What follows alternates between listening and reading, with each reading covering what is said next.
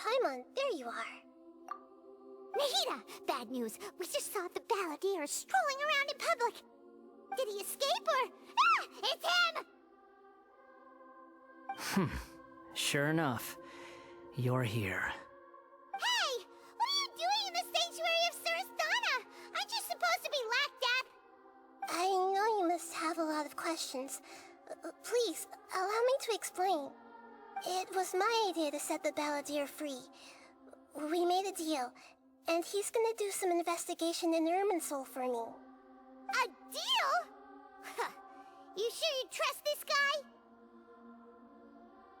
What did you expect? Why do you think Sumeru would keep me around otherwise? Or maybe killing me is all you can think about. But if that's the case, why haven't you done it already? Don't flatter yourself. It was... Nahida said there's still some mysteries in you to figure out. Ah, so if it were up to you, you'd finish the job? Guess I had you all wrong. There I was thinking you were just getting cold feet. Well, that escalated quickly. Not a good start. Could I ask you all to please calm down? But Paimon's worried about you, Nahida. Don't let him trick you. It's not every day you see people questioning the God of Wisdom's judgment. Just when you think you've seen it all. Don't you dare try to drive a wedge between us! As long as the terms are reasonable, I don't think there's a problem in making a deal. Even with the balladeer. Well, I for one have no reason to doubt you. Considering you even struck a deal with the doctor. Yes, one in which I gained valuable information. You'll come to understand more about that in the fullness of time. The balladeer's power was all but completely spent after your battle. He's no longer strong enough to be a strategic threat to us. That puts him in quite a precarious position. Plus, he's a former harbinger with knowledge of many of the Fatui's sensitive secrets. Being stuck here in Sumeru could make him a sitting duck, depending on how the Fatui plan to respond. Wait a second. Former? You mean he's not a harbinger anymore? I take no pleasure in saying this, but it seems as if the doctor had no intention of welcoming back a loser, so...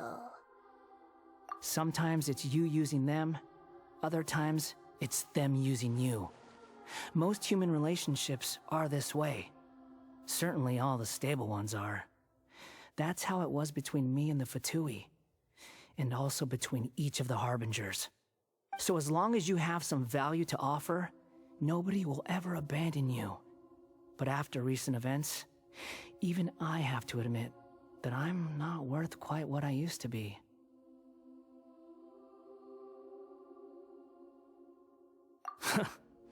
Well, if the Fatui are gonna reevaluate my utility, I need to have a backup plan for myself.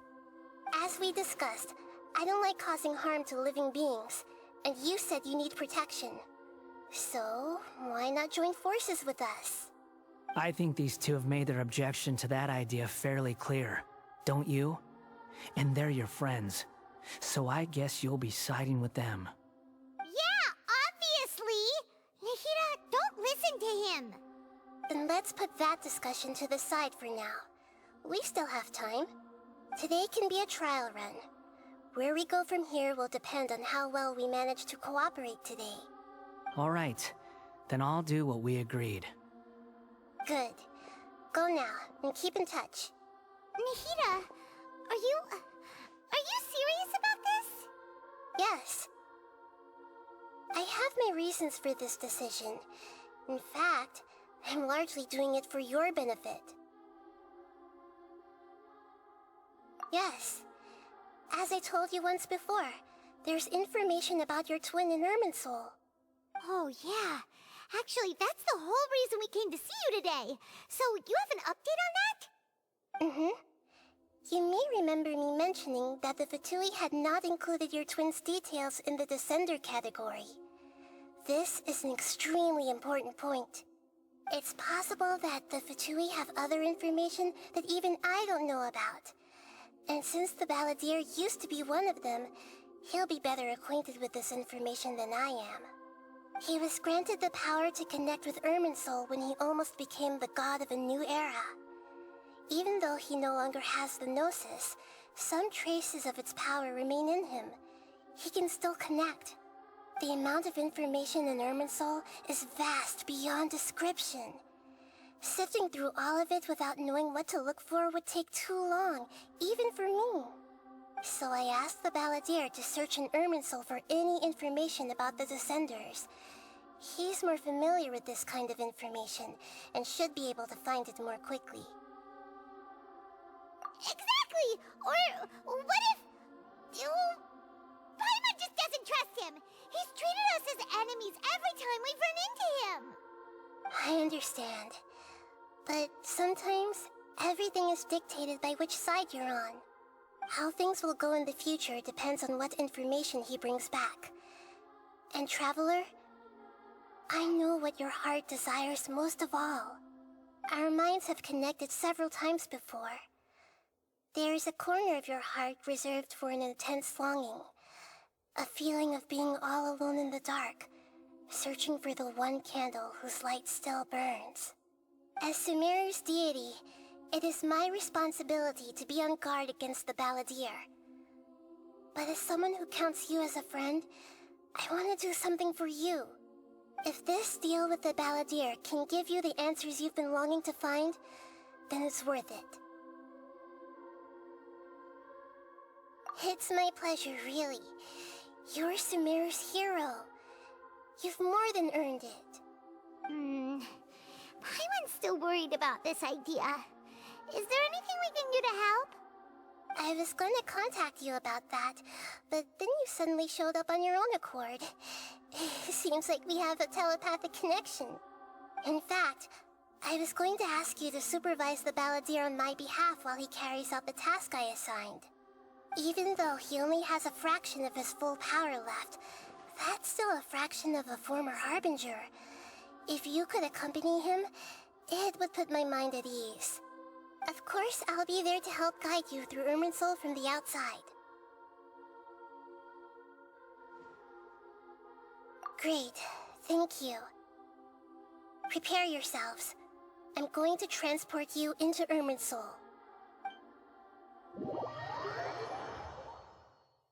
Wow, it looks pretty different here compared to last time. The colors are gentler. Guess that must be because Sumeru's at peace now. Look at that. Hot on my heels. You know, you didn't have to cut your catch-up short just to keep me company.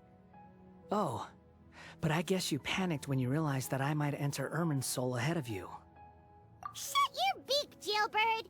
No way a prisoner gets to be so smug!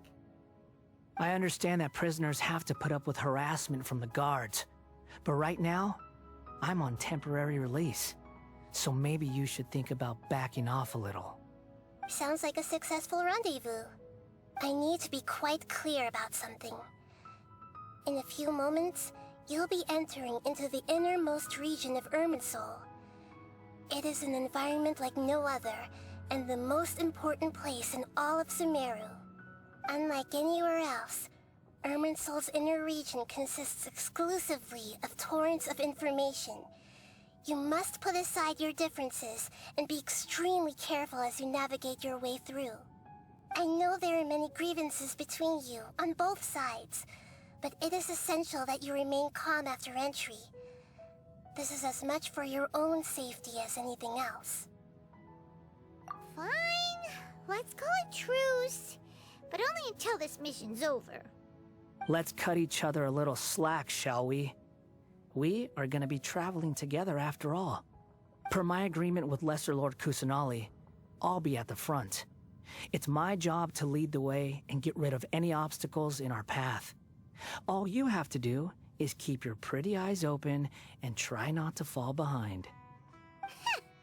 You sure are confident. Paimon will give you that. You make it sound like you're even more experienced at adventuring than us. If there are no further objections, I suggest we get going. Or did you need some time to mentally prepare yourselves? Ew! Ugh, the snark on this guy, it's unbearable. We can start now. Irminsul access granted. Initiating connection procedure. Is this a small sapling? Oh, darn it! Come on, let's catch up with him.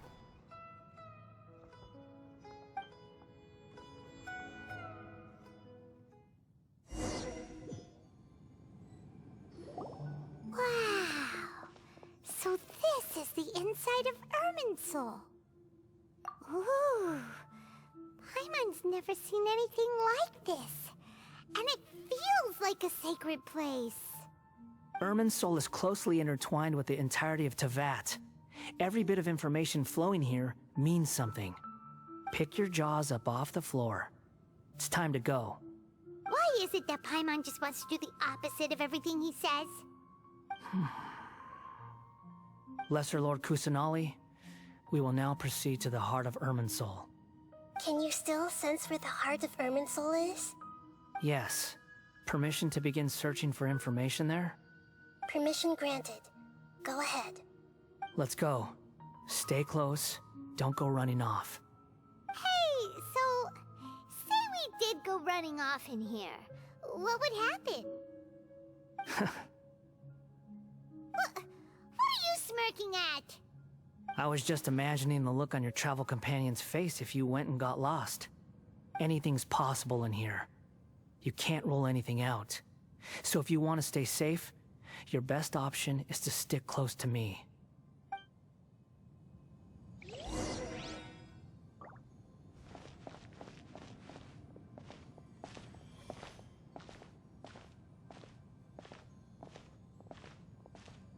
These sapling things have spread out.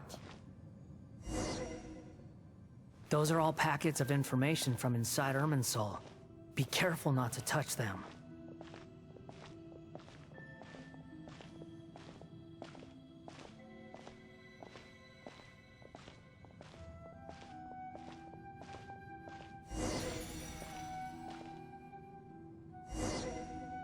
It looks the same in every direction.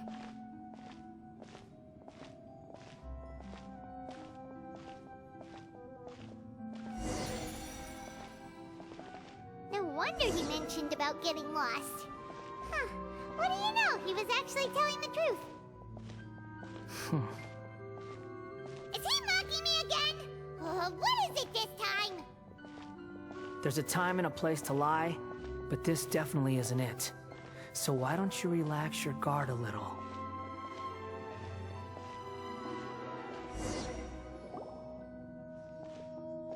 We're here. What a huge tree!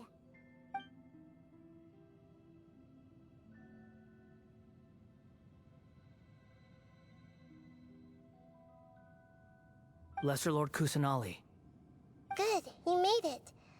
Are you ready? ready when you are. Then please begin.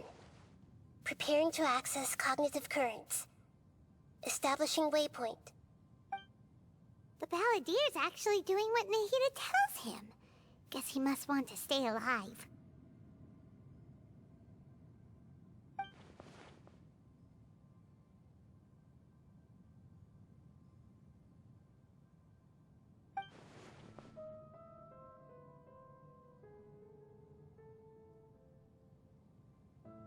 The rest is up to you. If you discover anything at all, make sure to share it with us. Will do. Huh. For once, we're the ones with nothing to do. Traveler, Paimon, would you like to talk?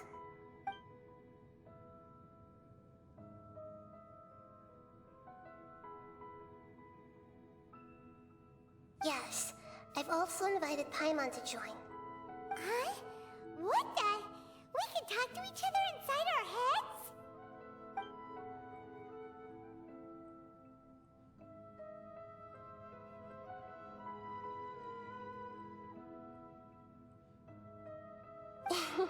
That's part of it. Plus, we're all friends. There's nothing wrong with us talking like this once in a while. Paimon's never tried this before. This is great! So, Paimon's been wanting to ask you something. Don't you think the Balladier's a bit of a walking contradiction?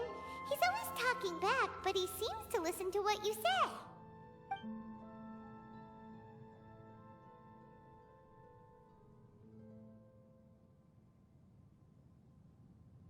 As I've told you before, there are still some mysteries for him to resolve. Things that are clear as day to me, but that he has yet to understand. Perhaps today will be the day that he finds some answers. Well done. Smart and attentive as always.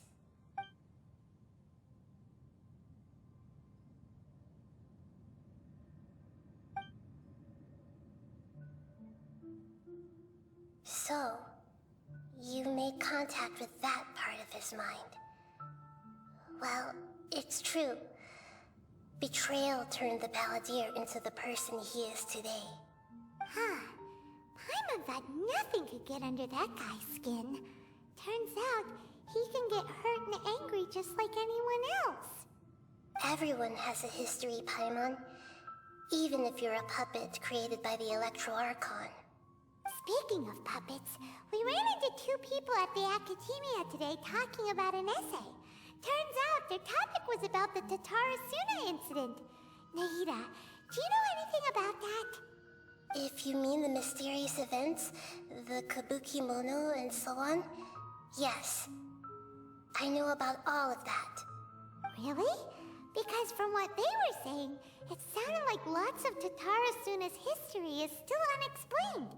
And most of the information we have now is just from people filling the gaps with their imagination.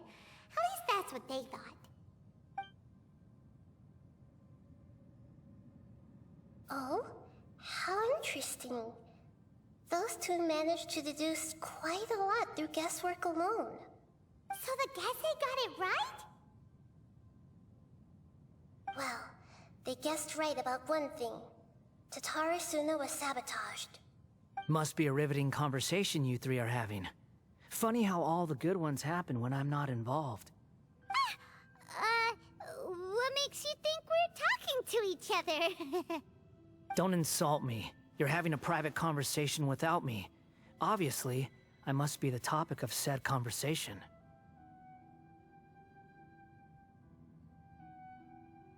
Of course you do. You can't have your prisoner knowing too much. So, have you found anything yet? Still looking. Don't get your hopes up, though. You and your twin come from outside this world. It wouldn't surprise me if there was nothing on either of you in Irminsul at all. Wait! How did you know about that? Did Nahida tell you? It's not like we've never met before. And anyway, you're world famous. It'd be more surprising if I didn't know a few things about you. Right now, we have to keep the peace. I'm not interested in creating more misery for myself. And making cordial conversation is something I can manage. Huh? Wait. This light. It looks similar to those saplings. What could it be? Anonymous data. Hey, don't you forget the agreement! You have to share it with us! Shh. Just wait. Mr. Niwa, are you certain this is worth the risk? We are talking about Tatara Suna's furnace, after all. It may not pay to act rashly. There's no one else who can enter the furnace. It has to be me. Is that so? Well, since you insist. It's...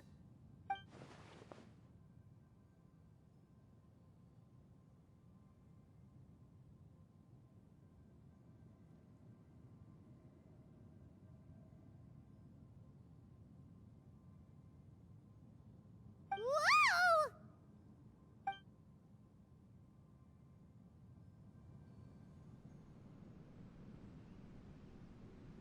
I have been in Tatara Suna for some time now.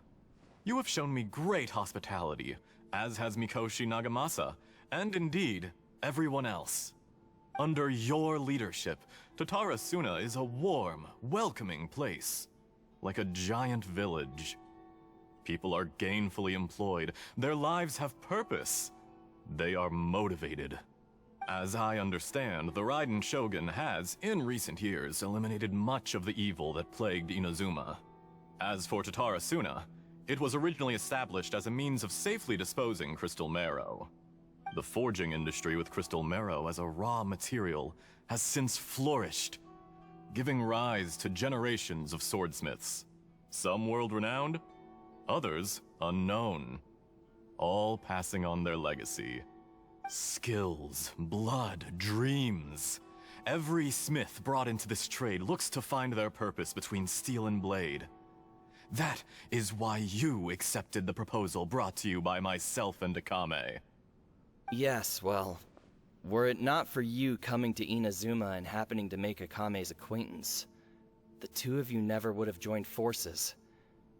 And he would be the first to admit that there's no way he could have revolutionized our forging process like this on his own. At least not on the same timescale. You allowed Akame to take all the credit for a method that you jointly developed. He sold it to me, and now every piece of ore here is smelted using the new technique. Even now, you remain one of Tatara Suna's key consultants, working right here alongside us. I believe it is you, sir, who are truly responsible for the changes in our manufacturing and forging methods. You flatter me. From the outset, I saw much that was commendable in the forging industry of Inazuma, and it has been my great honor to befriend you all. So you say, Escher. But is this really the truth? My good sir, what do you mean? I tried to resist thinking it was all connected, because I didn't want to speculate, and I didn't want to believe that things could turn out this way. What have we gained from adopting your new technology? Ominous black smoke? Mounting production problems? Worker fatigue and casualties are up and continuing to rise at an alarming rate. And recently, as you well know, someone died because of that strange filth inside the furnace. We've kept the truth from spreading outside, but still, I suspect you understand it better than I do. None of the people who went out to get help have come back. Now, our mutual friend, the Kabuki Mono, is taking the Golden Feather to Narukami Island to seek an audience with Shogun. This is our last hope. But that doesn't faze you, does it, Escher? Nothing does. Otherwise, why would you still be standing there with that smile on your face? I'm just surprised that you finally chose to be so sincere. I'm sure you've been harboring these suspicions for quite some time. Mikoshi Nagamasa may have noticed that there was one common denominator among all these events. Namely you, Escher. But Mr. Mikoshi is more cautious than I. He does things by the book. After all, Nagamasa is the adopted son of Mikoshi Torichio, the yokai struck down by the Shogun's own hand. If he truly seeks to redeem his family's honor, an abundance of caution is well advised. You're well informed on the subtleties of his situation for a mechanic all the way from Fontaine. Are you sure you're not a little overqualified? Why, Mr. Niwa, are you suggesting I find a job as a diplomat? Sadly, I am so very attached to my craft. Enough, Escher. I'm here because an evil force is raging inside the furnace. And someone needs to take your new device inside the high-risk zone so we can absorb it and put an end to the problem. I'm in charge here. And I'm about to take some responsibility and head inside. Probably to my death. But what about you? What are you still doing here? Judging from the look in your eyes, you don't seem to trust me. Drop the act! We're past that now. Whoever you are, it looks like your plan to destroy Tatara Suna has worked. I just want to know what you're still doing here. What's left? Don't you have all your answers by now? Honestly, I'm just waiting for the right moment. A moment like this, where you finish talking and I stop you from entering the furnace. You...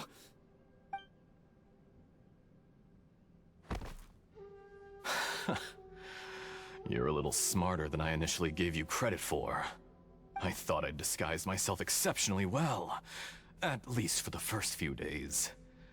But to my surprise, you had your people look into my background right from the start. It's a long journey from Inazuma to Fontaine, but that didn't stop them. Eventually, they managed to confirm that Escher was an alias, and that I was not from Fontaine at all. And yet, despite all of that, you still fail to realize my true identity, and what I seek in Tatarasuna. Did you really think you would be able to see through my plan? If you kill me, there's no one who can get inside the furnace. So you're really going to destroy this place? Is that it? Oh, but you're quite wrong. There is one other person. Some may not see him as a person, but you told him yourself. You're not a puppet. You're a human. You're just missing a heart. Whoever you're working for won't get away with this. They'll be found out. But this makes no sense. What are you really trying to accomplish by all this? Why go to all this trouble? It's no trouble at all. Patience is a virtue which I have in abundance. This is all part of a carefully controlled experiment. If you must know, I'm happy to divulge my true identity. I'm a Fatui Harbinger. Call me the Doctor. The Fatui? Who? What do you want? Just to create a minor inconvenience for your nation. That's it? That's why you gave us your cursed technology? Just to let loose the evil energy from the crystal marrow? Look how even the righteous soul is filled with venom when faced with its demise. My device functions precisely as you say. It is the only chance you have of preventing a catastrophe and keeping the truth from the outside world. However, I did not make it with you in mind.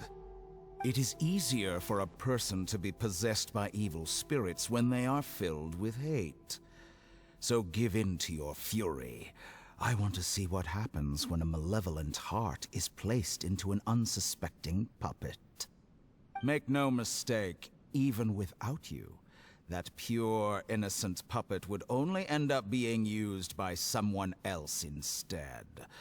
What other reason would a human have for befriending one who is not of our kind?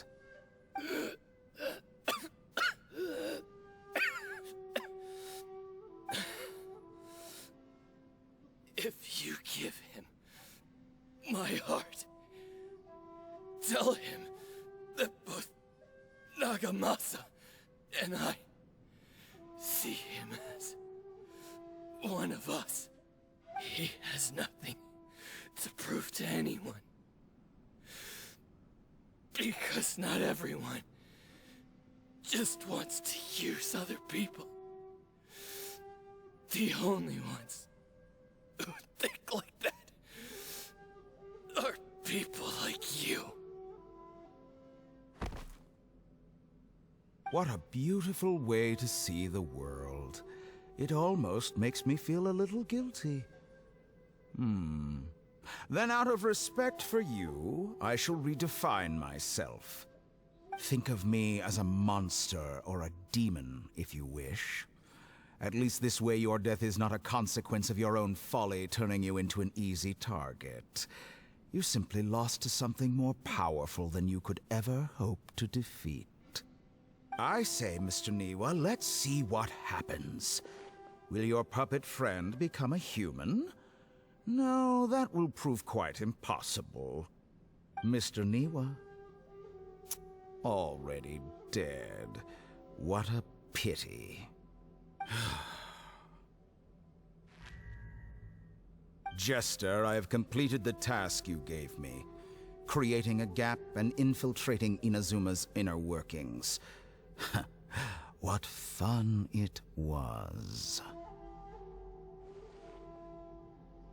I'd like to introduce a puppet to you.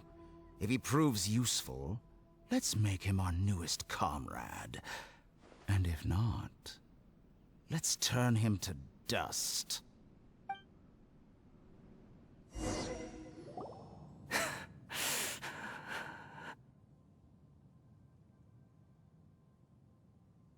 Hey, are you alright?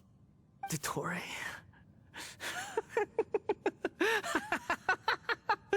Dottore!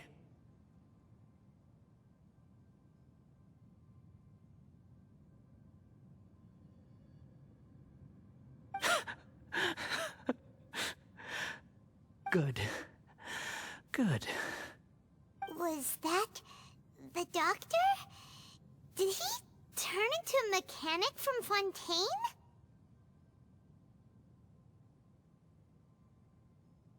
But why did we see things from his perspective?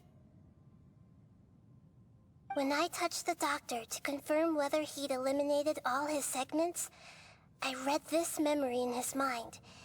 You have to admit, it must be the truth. Maybe so, but it means nothing.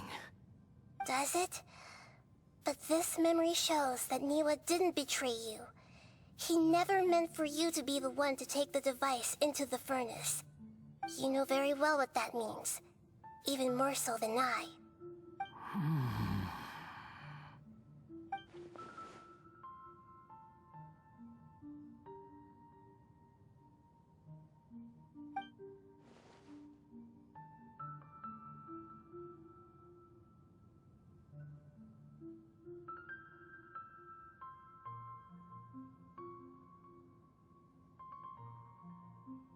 Let's give him some space.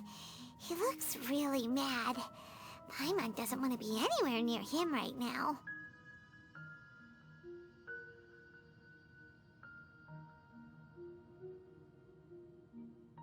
We need to give him some time to process his emotions. Paimon's still confused about the Tatarasuna incident. So, the doctor was behind it, but why has that gotten him so worked up? Nobody has ever deceived you like that, Paimon. It's natural that you find it difficult to understand. Perhaps he needed to learn this someday. So now you have the complete picture. Katsuragi took the Kabuki Mono to live with the people of Tatarasuna. Later, the doctor showed up, disguised as a mechanic from Fontaine. And that's when the trouble began. It was all a horrific experiment planned by the doctor. Everything he did was just to plant seeds of disaster in Inazuma that would bear fruit in the future. Of all the unwitting participants in the doctor's experiment, the balladeer became the main test subject. After the events you just saw in that memory, the doctor put Niwa's heart into the device and handed it to the balladeer. Then, he instructed him to enter the furnace and absorb all the filth caused by the smelting process. The load was far beyond what he expected, but the balladeer survived. He left the furnace in sheer exhaustion and said to the mechanic, "This device seems to have protected me. What's in it?" The mechanic answered, "Niwa fled this place for fear of punishment, but he left you a gift. He said it's the one thing that you've been looking for." He took it straight from the chest of one of his innocent servants. The mechanic removed the withered heart from the device as he spoke. The balladeer was stunned that such unthinkable cruelty had brought him the thing he'd been longing for his entire life. A heart acquired through cold-blooded murder is a cursed thing, but it has protected him from the filth. He thought Niwa had completely betrayed him, and yet this very betrayal had ensured his survival. Overwhelmed with anger and sorrow, the balladeer threw the heart to the ground and left Tatara Suna without looking back. Holy moly. So the doctor killed an innocent man and pinned everything on the victim? That's terrible.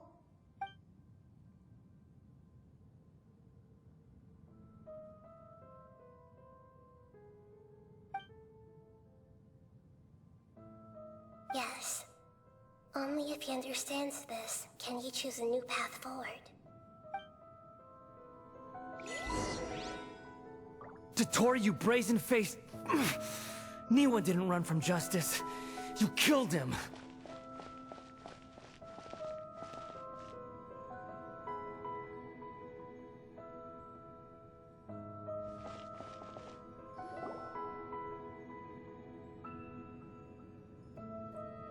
Shall we see how he's doing?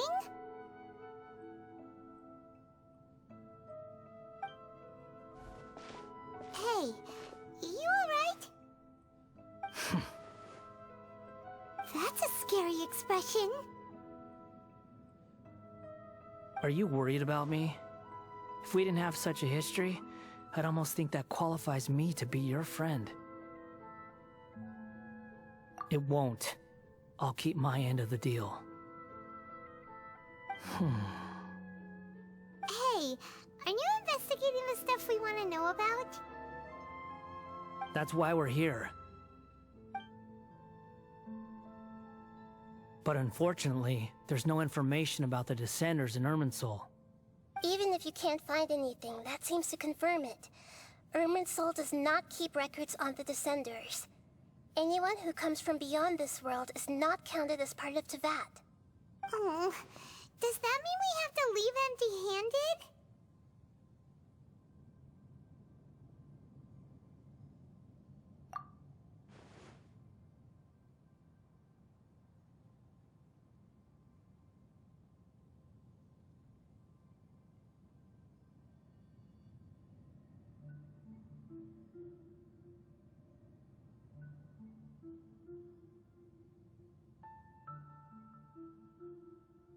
Don't thank me just yet.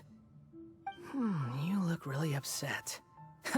Well, since Irminsul was a dead end, I guess I can share some other info that might interest you. Huh? About what? The reason why there are records about your brother in Irminsul. It might have something to do with Conria. Apparently, Conria was his first destination when he arrived in this world. Plus, he only came to this world because the heavens responded to the summoning. The heavens responded? The Jester told me this himself. You can take his word on this. He was a royal mage in Conria, and lived with your brother for a time.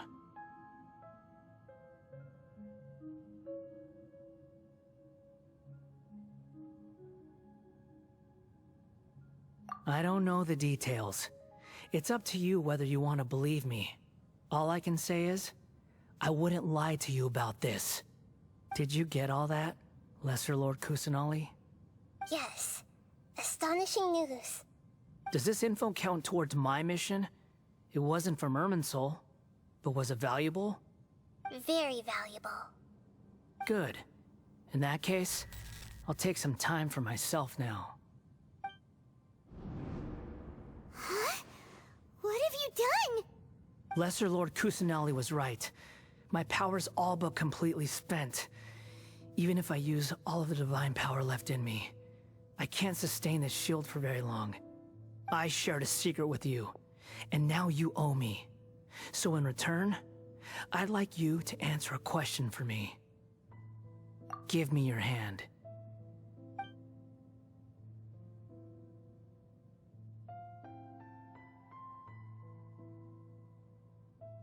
Can you hear my voice inside your head?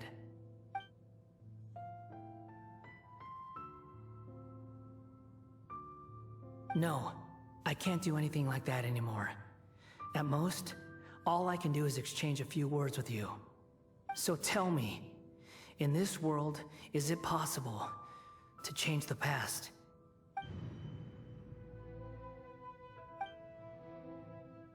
Done. What the? What happened? Paimon only saw you hold hands for a second. Nothing. I was just thanking her for helping me.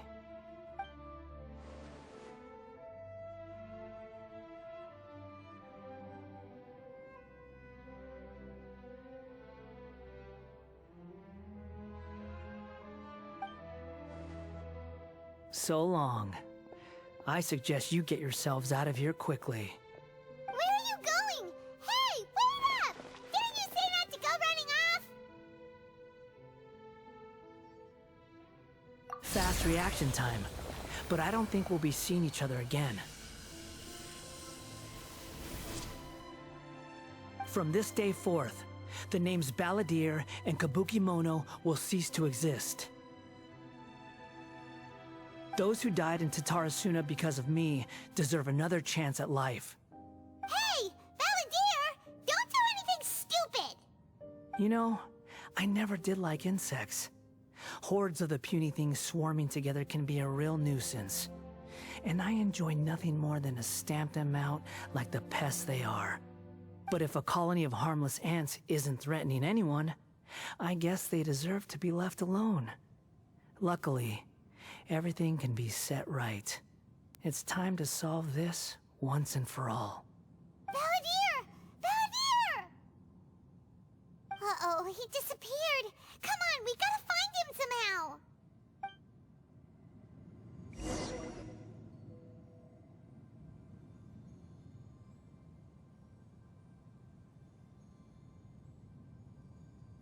Oh no, he's really gone.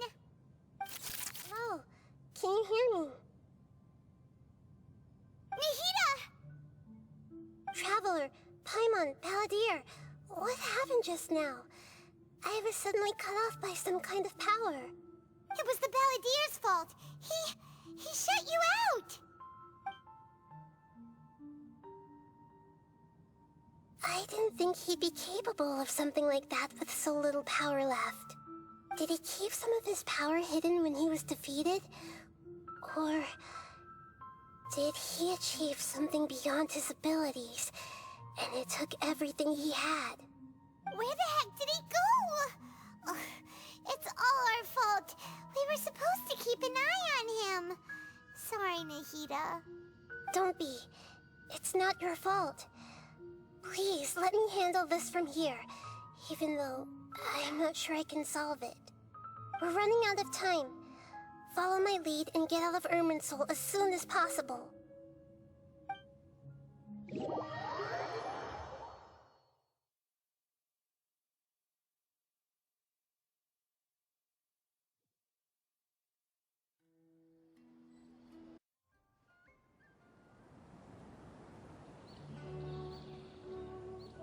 How's everything going with your thesis?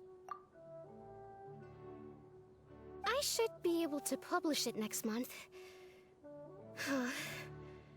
A few days ago, I was worried that I'd have to stop my work on it. Thankfully, that didn't come to pass. Well, Azar was one of your thesis advisors. Honestly, I was afraid that you might have gotten dragged down as well. How did things get settled? The newly appointed acting Grand Sage reviewed all of our projects and gave us permission to continue our research. Acting Grand Sage? That sounds like a new thing.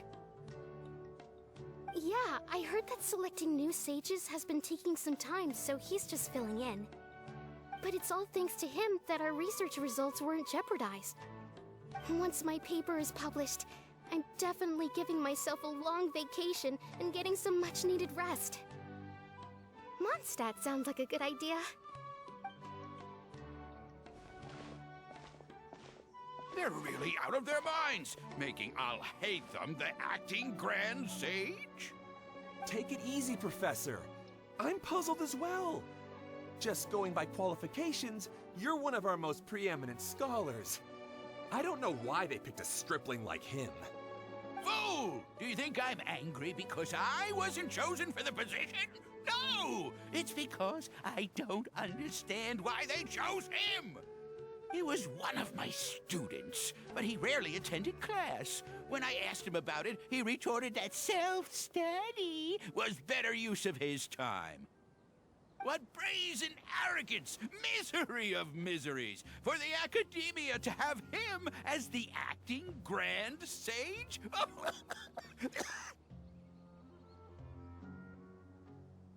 Professor, don't get so worked up. I'll go get you some water. Psst! Want to hear a secret? I've heard the new acting Grand Sage is from Haravatat. Really? Who is it? Someone named Alhaitham. Never met him myself, but he's a real hot topic right now. Lots of things being said about him. Hard to tell what's true and what isn't, though. There's also a Vahumana scholar who's been in the spotlight recently. They say that he's a likely pick to be one of the next sages. Oh, is he teaching any courses? Maybe we should drop by. Wow. News of Alhaitham being the acting Grand Sage sure spread fast. Some people don't know who he is, though. Guess he's less famous than Paimon thought. Some people are saying good things and others bad. Especially that old guy just now. He really doesn't like Alhaitham.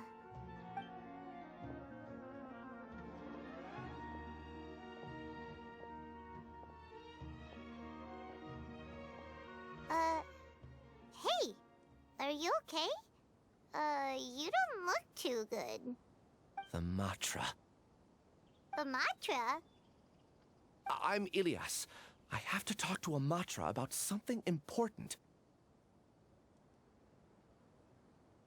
In the state you're in? You shouldn't push yourself. Why don't you tell us what happened and we'll pass on your message to a Matra? No, I have to tell them myself. They are the only ones I could trust. Sorry, can you lend me your arm? This is an important matter. Failure is not an option. Since you put it that way, fine. We'll take you to a Matra.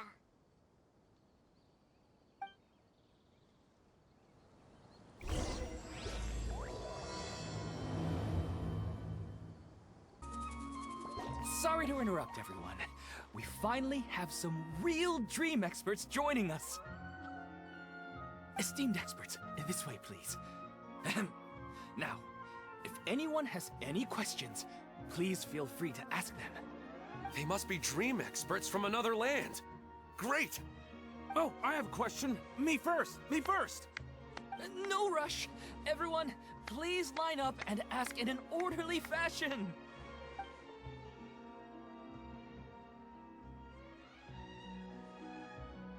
Whoa. Paimon didn't expect them to be so enthusiastic. My question is simple. My everyday life is very difficult, so I would like to become a slime in my dreams. How can I do that?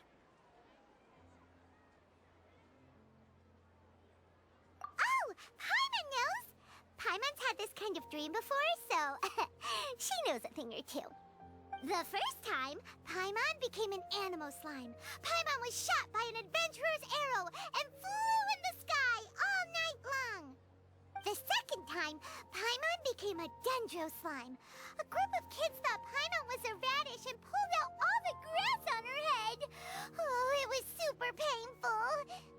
The third time, Paimon became a cryo slime. In the end, Paimon was captured by a chef and turned into a smoothie. And the fourth time, Paimon became a powerful Geo slime and went to take revenge on the forest boar that used to bully Paimon. But then the boar showed up with all of its relatives and Paimon lost again. Wait, why did all of your dreams end so tragically? Because slimes are monsters, even though they look cute, they usually cause trouble and end up getting killed by adventurers. Things don't tend to end well for monsters. Believe Paimon.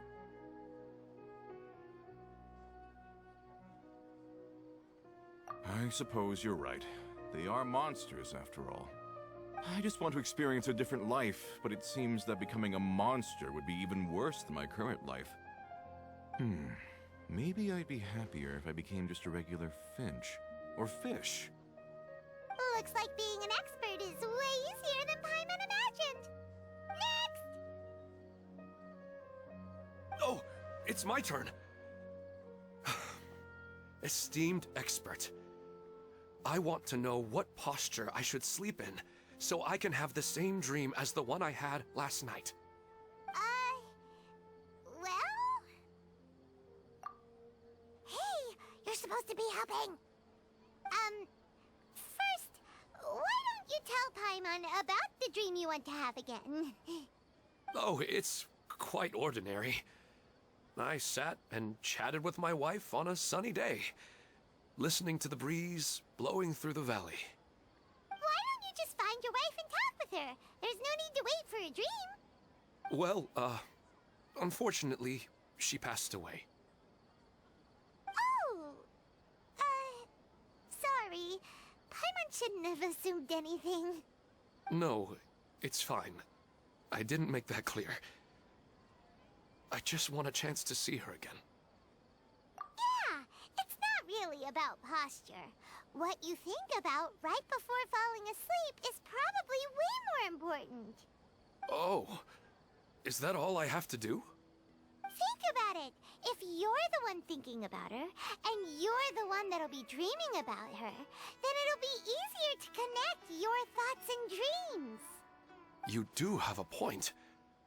I'll give it a try tonight. Thanks for your wise advice. Oh, my turn. I want to know the name of the plant in my dream. I want to bring the souvenir box to my room into my dream. I dreamt of a raven flying over the wasteland last night. Does that have any kind of special meaning? Hey, no rush! One at a time!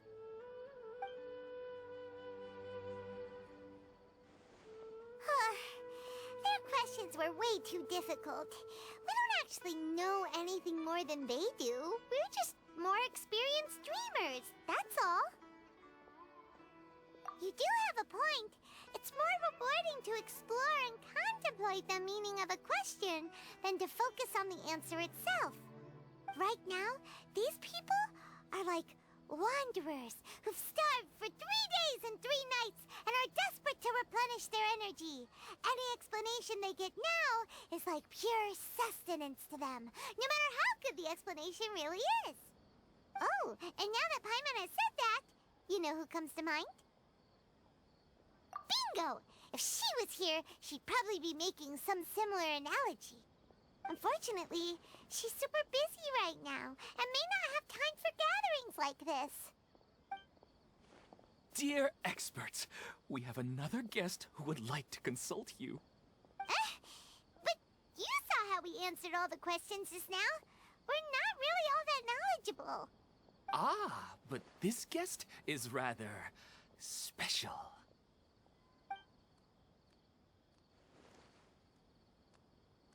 My question is, why didn't you immediately tell me about such an interesting place? Huh? Nahida, how did you get here?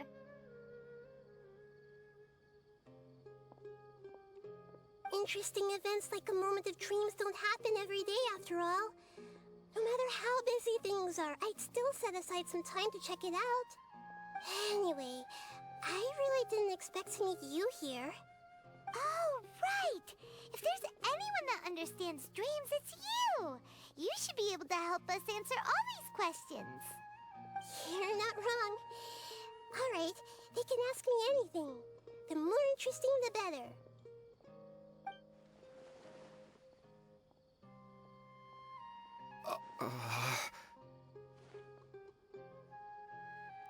Huh? What's wrong? You were all so excited a minute ago. Why the sudden hesitation? Even so, it's not like I look super intimidating or anything, right? And in terms of reputation and renown, you've also done many great things in Sumeru, yet they didn't even flinch at you. Alas, the interesting questions have all vanished in an instant. It appears I'm the one spoiling the fun here. I'll see myself out. That's not true, Nahida. I don't want to get in the way of the original purpose of a moment of dreams, which is to let people gather here and freely share their marvelous dreams. Now the atmosphere here is like water poured into a container. The water is more secure and settled, but it has lost its free-flowing nature from the river. I just want it to be another drop in the water, not the cold and restrictive container. She's sulking. Hey! It's all right, everyone! No need to be shy. The Dendro Archon is really nice, so please just go ahead and ask. Otherwise, she'll leave. All right. I'll give it a try. Oh, it's the slime guy. Hey, drop the nicknames, would you? Besides, I don't want to become a slime anymore. Maybe a finch or fish is more suitable for me. I see. So you want to become a small animal in your dreams, right? Why do you think that sounds good to you? I guess I just want to experience something different. My everyday life is nothing but the same. The sky is right above me, and the ocean just over the horizon, yet I remain caged in a life of monotony. So you want to experience something new in your dreams? Sorry, I'm getting a little confused. Why don't you seek out some new experiences in real life? Because if I don't work, I won't have any Mora. Sure, I don't want to be out hammering nails and cutting wood every day, but I have aging parents and young children to take care of. By the time this all dawned on me, I realized that my life has already been filled to the brim by trifling matters, and I have no more freedom. But if that's the case, then even if you became a flying bird or swimming fish, you will still be hammering nails and cutting wood in your dreams. The reason is you've already been caged. It doesn't matter what your physical body turns into. Your mind will still be stuck in the same predicament. Really? That sounds pretty terrible. Then what should I do? I don't know everything that you're going through, but how about replacing your hammer? Huh? Replacing my hammer? That's right. Having worked for such a long time, you of all people must know what makes a good hammer. Well, of course. A good hammer needs to be heavy enough to drive the nail in with just a couple taps, and the handle has to have a good grip to it, not too smooth. Come to think of it, I haven't replaced my current hammer in quite some time. You should replace it. Then decorate the handle with something you like. Maybe some ornaments, fur, or hard leather wrapping. Then, write the names of your children on it. That makes sense. I think it'd give me a good boost of energy at work. A new sense of adventure often begins with the little things in life. You don't need to become a bird in the air or a fish in the sea. You only need to do your best in life, and all those things you cherish will become your source of happiness. Yes. Yes, I get it now. This is a real eye-opener for me.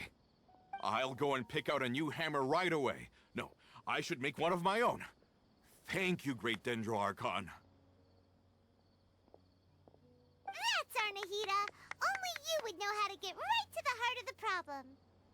Actually, I didn't really understand the problem. Huh? I gave him that advice because I once saw a worker doing the same thing. Whenever he became tired, he would look at some names on the handle of his tool. After a moment, he'd start to smile. It really surprised me at the time. My guess is that the names on the handle were of important people to him.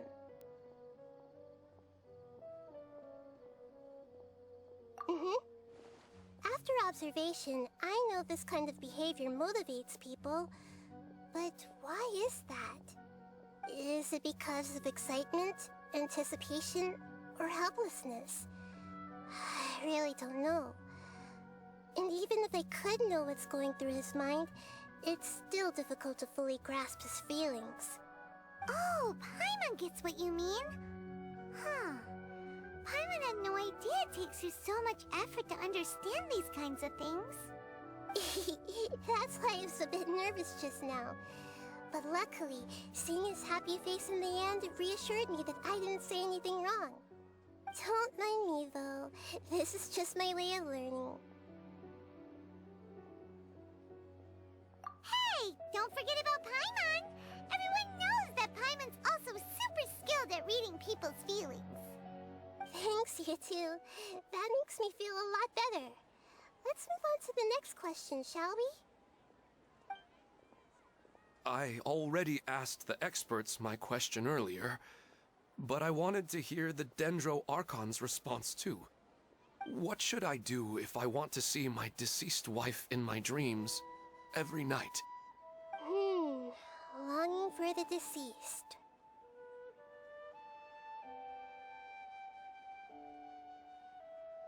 Even if you keep reliving those beautiful memories, it'll only highlight the emptiness in your real life. If your wife were still alive, she certainly wouldn't want to see you like this, would she? No, I suppose not. But our time together in my dreams is not just reliving our past together. I don't know. Maybe it's because I miss her too much. But it's really as if she had come back to life in my dreams. She even remembers each and every dream. After I wake up and then continue dreaming again later, we can pick up our conversation right where we last left off. That's really amazing. Statistically speaking, continuous dreams are extremely rare. It's almost as if my wife has obtained a second life in my dreams. But the more vivid she appears, the emptier I feel, and the more painful it is when I wake up. I don't know whether to call it a blessing or a curse. Maybe all of this is rooted in your deep longing for her. Were there any unresolved matters or regrets between the two of you? I don't know. I suppose my biggest regret is that I couldn't spend the rest of my life with her. I really felt like I was ready to move on. I wouldn't be so hesitant now if it weren't for these hyper-realistic dreams I've been having. Huh. You know, they say that whatever's on your mind is what goes into your dreams. But dreams are, and will forever be, just dreams. We are people living in the real world. It's not good to be overly obsessed with dreams. All it'll do is fill up your mind and eat away at your thoughts. Yes, I know. That's why I'm also a little disappointed in myself. I still need to take care of our child. And it's probably not good to let her see me in such a state. Anyway, thanks for your advice, Great Dendro Archon.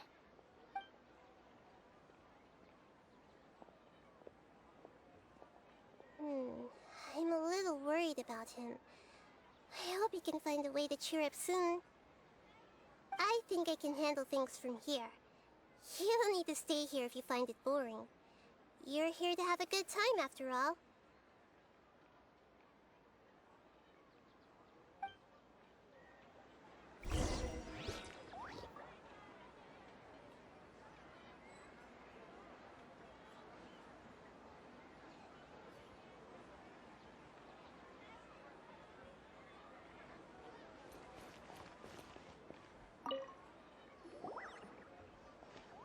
Are you feeling any better now? Yes. I think the Dendro Archon made a really good point. I need to stop dwelling on my wife like this and move on with my life. Now that I think about it, my wife and I always meet at a familiar place in my dreams. I know where that place exists in reality, but it's a bit far and dangerous. I don't dare to go there on my own. But at the same time, I feel as if I should go and have a look anyway. Perhaps I'll be able to move on once I see that there's nothing there. Otherwise, I'll keep on feeling like everything is covered in a haze. Like I'm only half awake. Once I can stop dreaming about that place, I'll probably be able to get my life back together. Actually, You two are adventurers, right? If it's okay with you, could you escort me to that place?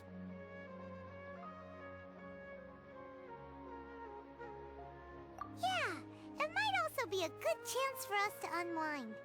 Even if you can't see your wife there, taking in some nice scenery will definitely help cheer you up. Yeah, I hope so too. Alright, go ahead and get yourself ready then.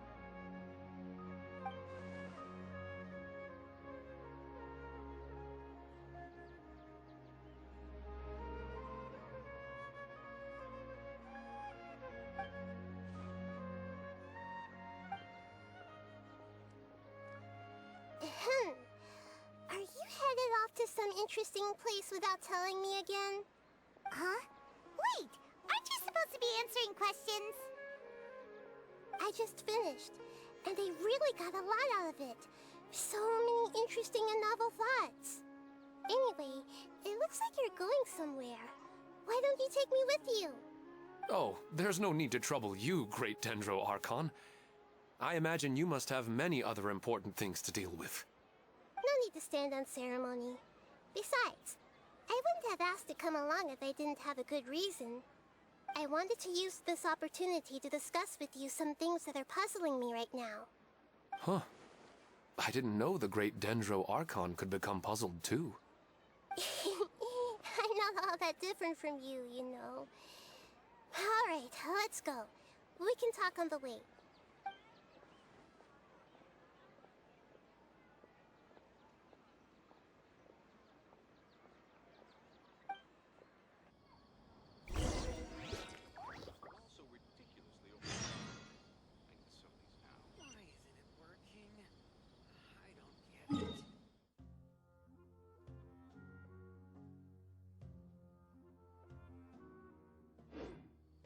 I'll remind you again. The law can be both a help and a hindrance.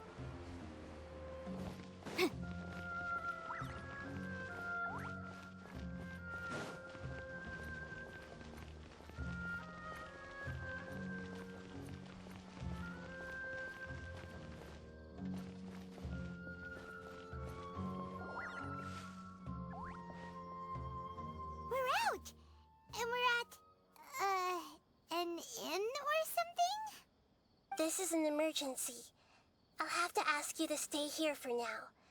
Everything's arranged, and nobody will disturb you. I'm sorry, but this isn't something I need your help with. Leave this one to me. An emergency? How bad is it? Nahida, will you be okay? Don't worry. If my assessment is correct, though there may be some minor disturbances, it won't lead to a disaster. Please rest and recover your strength here until I say it's safe. Her voice has gone. Paimon can't shake the feeling that something really big has happened. What do you think the Balladeer meant? And why did he suddenly grab onto you before?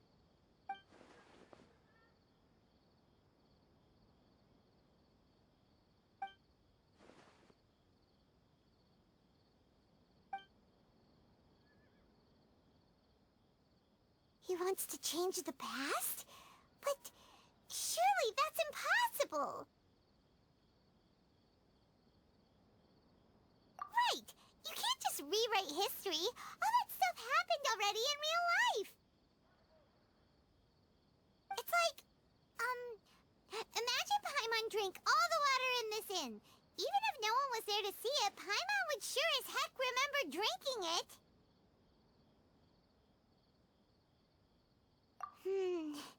So, why does Paimon still have a bad feeling about this?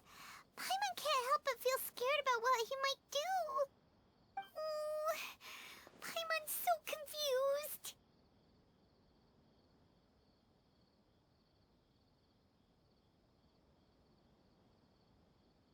Huh? Ah! Sorry, Paimon accidentally... It's the Balladeer's fault for causing Paimon all this mental stress.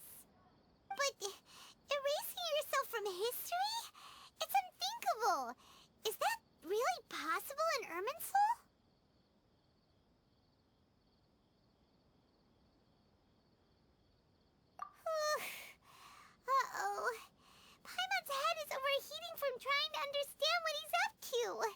and it's still not working.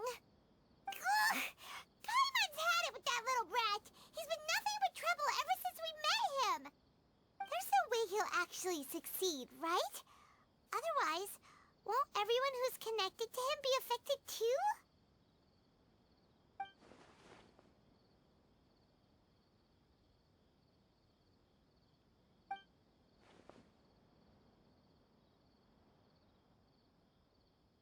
There's nothing we can do about it at this point.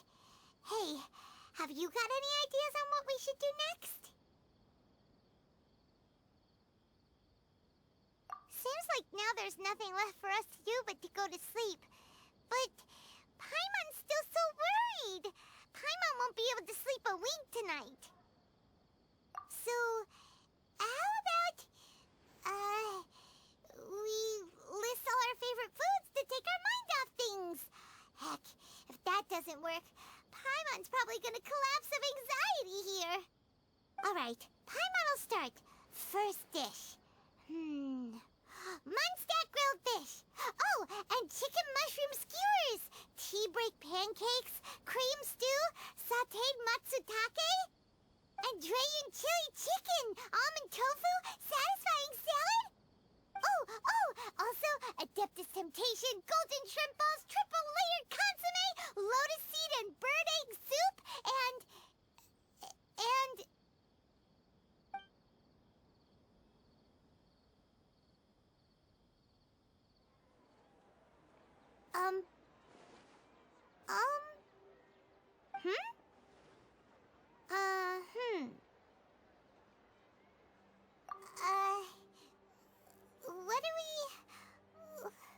What was Paimon supposed to be doing just now?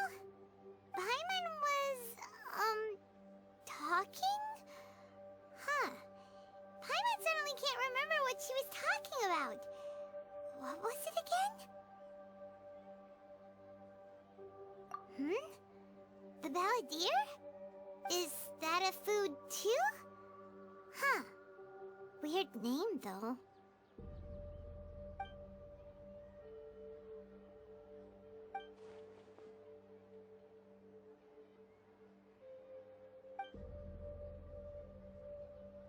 What's wrong? Your eyes are like saucers. Was it something Paimon said? So, the balladeer.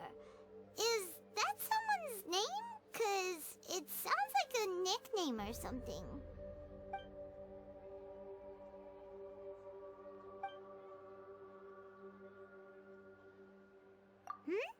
Okay, sure. Where are we going?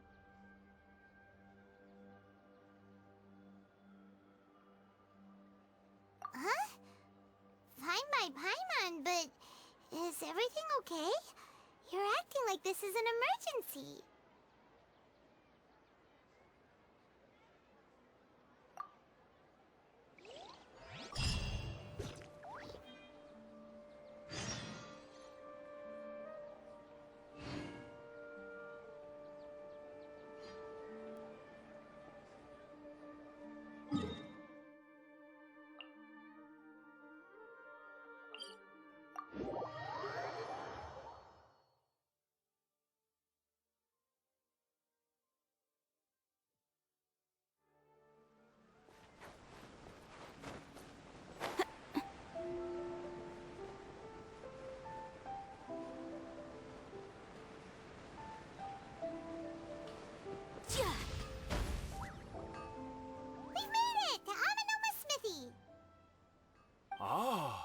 It's been a while.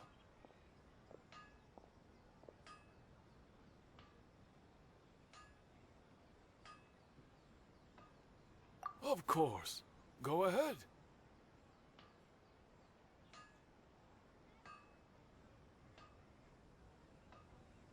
Oh. Now there's a question I wasn't expecting. Very well. I'll tell you what I know once more. The once renowned Raiden Gokuden, comprised of 5 branches. Amenoma, Futsu, Ishin, Hyakume, and Senju. The art of forging practiced by these 5 clans was first taught to them personally by the almighty Shogun. Over time, the 5 branches diverged from one another as generations of bladesmiths honed and perfected their craft until they became 5 distinct traditions. Most of the great swordsmith clans of old have since fallen into decline, and for a long time, only the Amenoma branch kept its art alive. But fortunately, Kaedehara Kazuha recently returned to Inazuma and took up the mantle of the Ishin art. Now, 2 clans remain of the original Gokuden 5. If my memory serves me right, you yourself were present when he forged the Ishin blade. Oh, yeah, we were! Paimon remembers that now. We learned a bit about the decline of the Raiden Gokuden then, too. It seems like such a shame. That, my friends, is a tragic tale indeed. In fact, this was not made known to me for most of my life.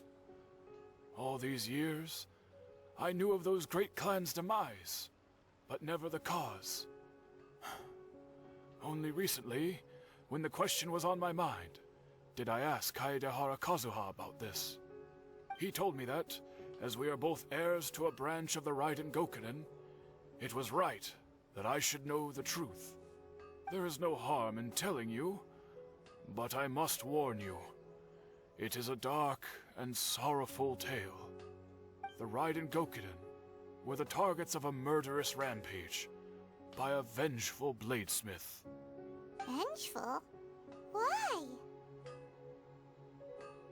400 years ago, so I'm told, there was a catastrophic malfunction in Tatarasuna's furnace. One brave swordsmith heard the commotion and chose not to flee, but he rushed to the scene, hoping to prevent a disaster. Tatarasuna was home to a state-of-the-art forging and smelting operation in that day, and overseeing it was the armory officer. His surname was Niwa, though he had family ties to the Kaedehara clan. Knowing that they had just one chance to save countless lives, Mr. Niwa and the swordsmith leaped together into the furnace. The furnace quickly stabilized, but neither of them made it out. The smith's death, though heroic, dealt a devastating blow to his family's fortunes. His orphaned son was left to fend for himself, and grew up deeply resentful at the world. In his heart, the whole of Inazuma was culpable in his tragedy. He hated the almighty Shogun for her apparent indifference towards his father's death, and he hated everyone who had done nothing to try and save him.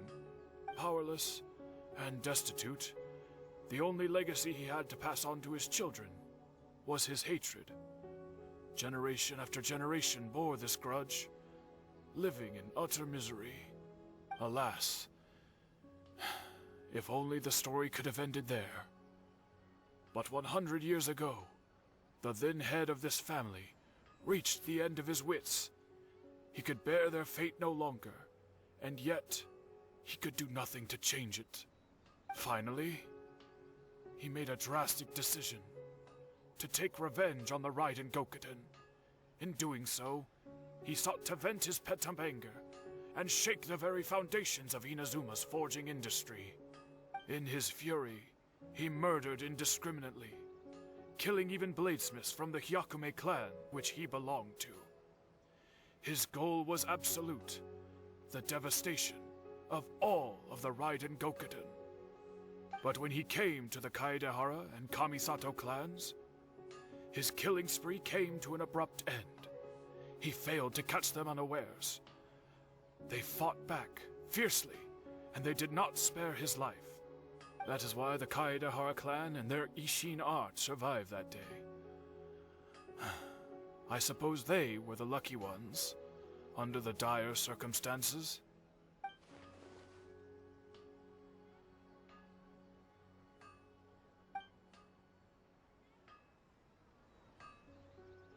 Was there anything else you wanted to ask? Kazuha?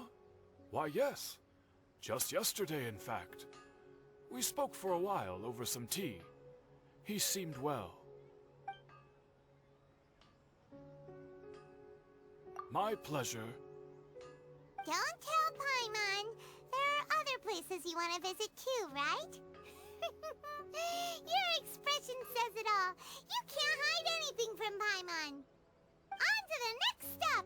Lead the way, traveler. Paimon will be right behind you.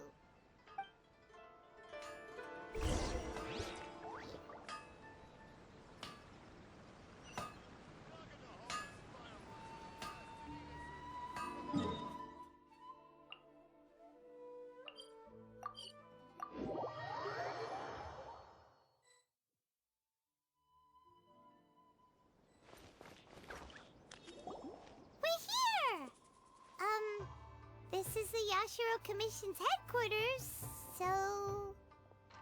Traveler, it's been a while. If you're looking for the Commissioner and Miss Kamisato, I'm afraid your timing is unfortunate. They're not here right now. Are they out on business? The Commissioner is out on business, and Miss Kamisato is standing in for some meetings in the Commissioner's place. If it's urgent, you're welcome to wait inside until they get back. What do you think? Shall we go in?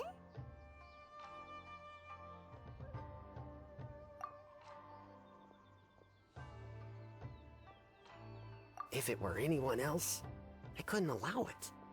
But seeing as you're so close with the Commissioner and Miss Kamisato, I think it should be okay. We'll be heading in then. Thanks!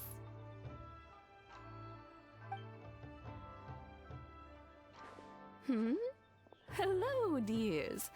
Is there something you want to say? Of course, traveler. Yes, I know who you are. Miss Kamisato has told me about you. What would you like to know? Oh, they're both very well indeed. Lately, Miss Kamisato has been rather busy attending all kinds of meetings and occasionally paying visits to some local organizations on the Commissioner's behalf. As for the Commissioner himself, well, you know, busy as ever. That much hasn't changed. Although he does seem to be in a rather good mood these days. So pretty much business as usual on the Yashiro Commission, huh? Very much so.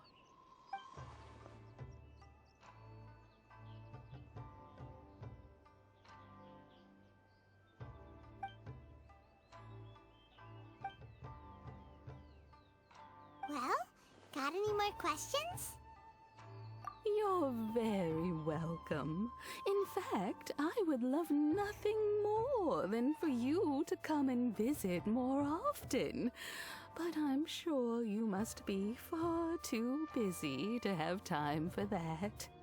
Miss Kamisato talks about you all the time. She seems so thrilled to have you as a friend, and she's always saying how talented you are and how much she admires you. I must say, many things in Inazuma seem to have taken a turn for the better since you arrived here. So you're not just Miss Kamisato's knight in shining armor, you know. You're a hero to us all. I mean it. Whenever the Commissioner dines at home, Toma always joins him. I always find myself at my most relaxed when I'm serving the two of them and listening to them chat away. The Commissioner has such a busy schedule that he doesn't always have the chance to take his meals at home, but given the opportunity, he always prefers to dine here. They say it's because Toma's a much better chef than most. Oh, the Commissioner is so fond of home comforts. They get to talking about you sometimes too, you know. Always with a very fond tone. The way one would talk about dear old friends around whom one can truly be themselves. Miss Kamisato occasionally joins them as well. Whenever the whole family gets together and they start talking about people they've met and experiences they've had, you always get a mention. It's been many years now since the late Mr. and Mrs. Kamisato passed away. Much has happened in the Kamisato clan in that time. As someone who is old and gray enough to have watched their son and daughter grow up, it makes me so happy to see them meet a dependable friend whose company they enjoy so much. So, in the future, if you ever do have the time, please know you are always very welcome at the Yashiro Commission headquarters. There will always... Wonderful. Thank you. Paimon likes it here too! Also, you were saying something about the food here being really great. Paimon's itching to try it. We may just have to invite ourselves around for dinner sometime. Paimon meant we should come pay a visit again real soon. Ideally around dinner time. Of course. You're always welcome. Alright, goodbye for now. Where are we going next? Great! Goodbye, ma'am! Don't worry, we'll see ourselves out. All right, then. Take care now. Hope to see you soon. Oh, are you two leaving already? Yep, everything's taken care of now. Don't worry. Very well. Safe travels. Goodbye.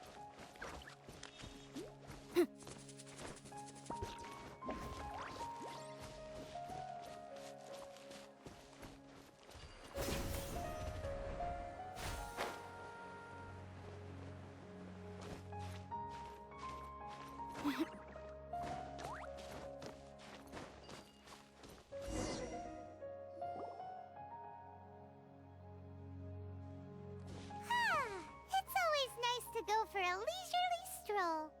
Huh. Do adventurers often go to places like this? Huh. I guess so. So, this is where you always meet your wife in your dreams? Yes, for the most part. Our place is on the summit, just up ahead. When I saw her in my dreams, we didn't do anything but talk about ordinary, mundane topics. I'd tell her about our daughter, Haidar, and she always listened intently.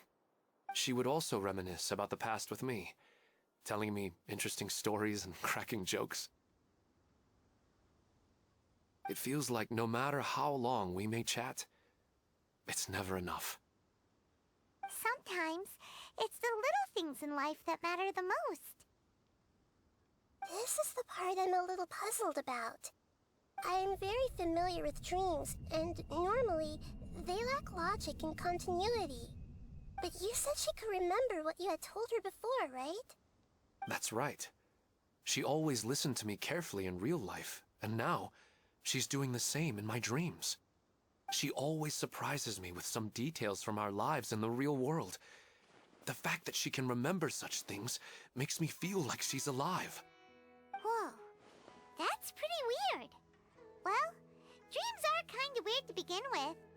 However, the problem is that his dreams have too much structure and continuity. Most dreams are far more fragile than you can imagine.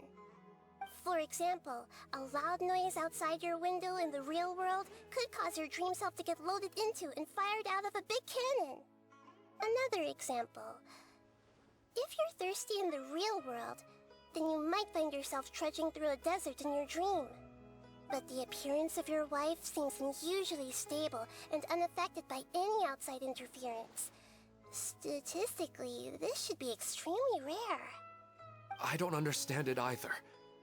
But I have no reason to suspect or reject these dreams. They're too beautiful. But I still want to figure out the how and the why. These kind of dreams are novel to me as well. That's why I want to have a look at the scene your dreams have been taking place at. Let's go. Just think of it as a nice little hike to the top of the mountain.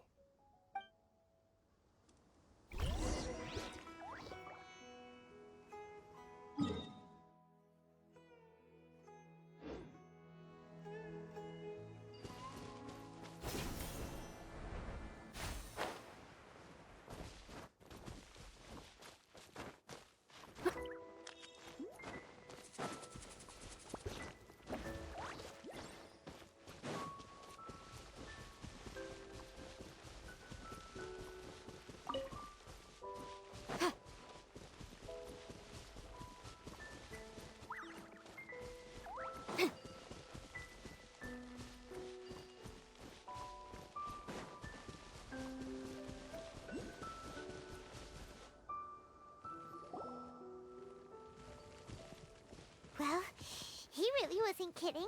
This place definitely isn't safe. No matter. We'll just finish them quickly. Huh? Are you going to fight too, Nahida? Of course. This is all part of our little trip.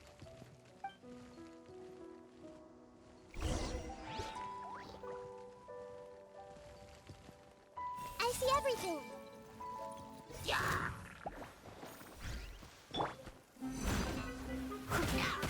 Stand clear. Absorption test. Keep back! Motion to compel. Ha! Everyone hold hands. Yeah.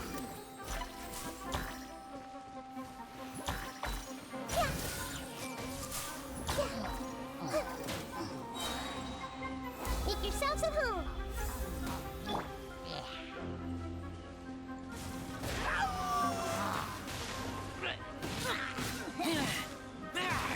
Incinerate! Ha!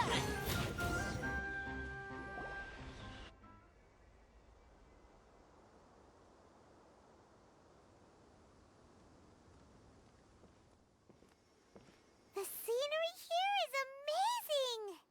It also seems like a great spot for eating snacks and taking a nap. Paimon wouldn't mind spending some time here every day either. I've yet to see anything strange about this place. I do not plan to deny the power of longing. Such an intense but unquantifiable emotion could indeed have the power to organize dreams. His wife must be a really amazing person. Huh? Wait, where'd he go? Oh, so you are waiting for me here? Well, guess what? I've brought someone amazing with me today. When the Dendro Archon said she wanted to come with me, I could hardly believe it. I'll bring Haidar once I'm more familiar with the way here. She's been telling me that she really misses you. Huh? What's wrong with him? There's nobody there. Wait, Minar. Don't go that way. It's dangerous. Uh-oh, he's gonna fall. Catch him!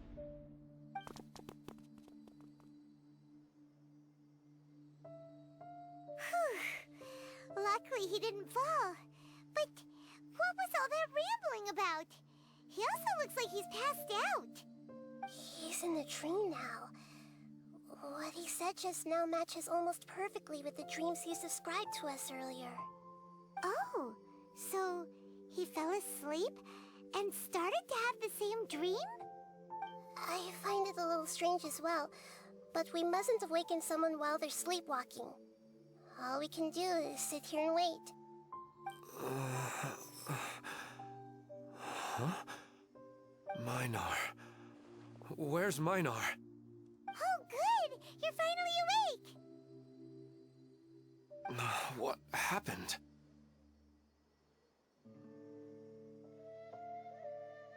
Huh? Sleepwalking? Oh, right. It was all just a dream. The moment I reached the summit, I saw my wife, Minar, sitting there, and walked over to her. After I introduced her to you, she seemed a little flustered and started walking away. I told her to stop because of the cliff, and then she seemed to suddenly disappear. A strong wind started to blow around me and the sky grew dark. When I realized something wasn't right, I woke up. That sounds pretty wild. Maybe you were just too tired. I don't think so. I slept a lot yesterday, and I don't feel very sleepy now. Maybe we've affected the way his subconscious constructs dreams by following him here. Anyway, all that matters is that you woke up safe and sound. I think I know what happened now. I'm sorry. If it weren't for you, I would have fallen. Let's head back now. Don't come back to this place again for the time being. Oh, okay. Nahida, what's on your mind? Paimon's a little worried now. We still don't have enough evidence to work off of, so it's hard to draw any reliable conclusions yet. But I'm concerned that Ilmon's case may not be unique to him. Oh, right! Come to think of it, there were lots of people from the event who had vivid memories of their dreams. Right. And not only at a moment of dreams, there may be people like this all across Sumeru. We need to understand what's happening and the rate of its development as soon as possible. Then there's no time to lose. Let's head back. Stop standing there, Ilmon. Let's go.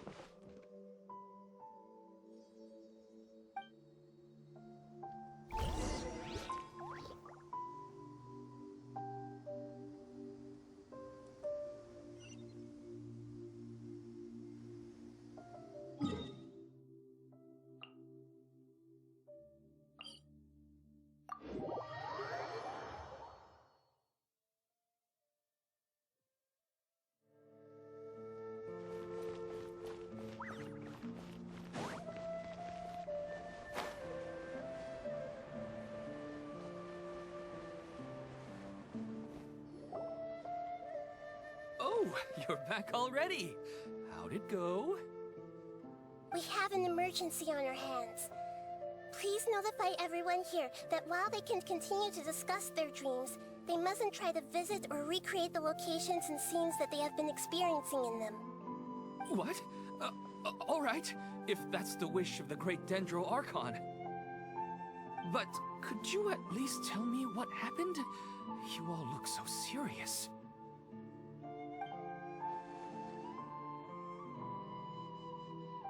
I see. I never knew even a dream could be so dangerous. Don't worry. I'll be sure to notify all the event participants and inform the other staff members about what has happened. Using the event registration list, I should be able to contact more people that were interested in dreams and warn them about the situation. Thank you. That would be very helpful. Let me confirm if all of today's participants are still here. Atta has already left. It seemed that he was on his way to make a hammer, so that shouldn't be a problem. Oh, wait a second. Where's Katya? Has anyone seen Katya? Has she already left? Oh, I think she already left. She said there was somewhere she wanted to go. Oh no. Did she want to look for the place from her dreams too? Can you tell us where she went? Yes, she did briefly mention it. Somewhere near Chatrakam Cave. Alright, thank you. We'll go look for her. Please help us tell the others not to do anything reckless. Sure thing. Who would have known things would have turned out like this?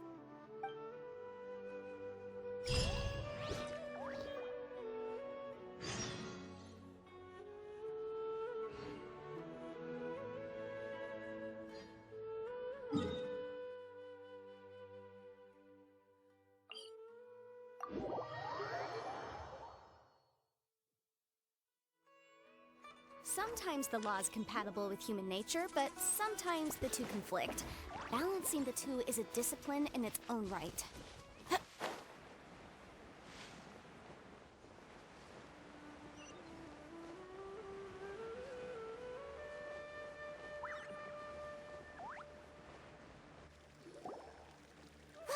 She's sitting over there! And surrounded by monsters! Come on, let's rescue her!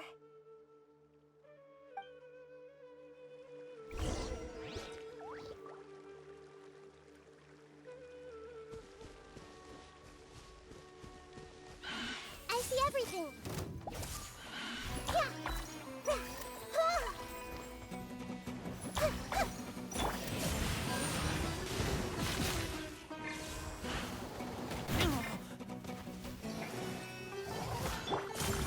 Enhanced Animal Module 75.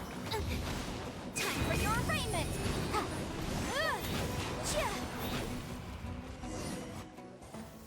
She seems to be in the same condition as Ilman earlier. Yes, but luckily she hasn't been injured or jolted awake yet. Let's carefully move her somewhere safer. See you tomorrow, Professor Aisha. Huh?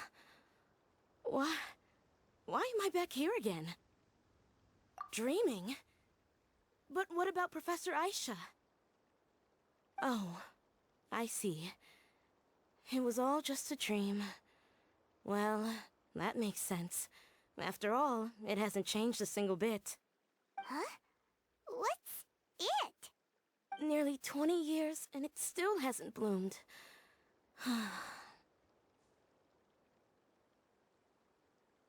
Does it have something to do with your dream? Please, tell us what you mean. Sorry. I'm still feeling a little groggy. Please give me a moment here. Alright, where to start? Right, this plant. So, Professor Aisha gave me this plant just before she left. She was a good friend of my parents, and my first real tutor. She was also an outstanding Amorta researcher. In addition to her extraordinary academic talents, she was also skilled in combat, and would accept lots of work from the Adventurers Guild. Oh, so you mean she's left on an adventure? Yes. When I was about 10 years old, she told me that she must go look for the secrets of the Abyss, and that she would be gone for a long time. I grabbed hold of her and wouldn't let go. I didn't know what the Abyss was. I just knew that she was like family to me. She hugged me, and we cried for some time until I fell asleep. When I woke up, I was already back home. She still decided to leave, but had left behind a letter for me saying that I was the person she cared for most in this world. She claimed that investigating the Abyss could help more ordinary people protect the people and things they care about. She had obtained some important evidence during her past adventures. If she didn't set off right away, she might miss the perfect opportunity. Guess Ad Astra Abyssosque isn't just a slogan.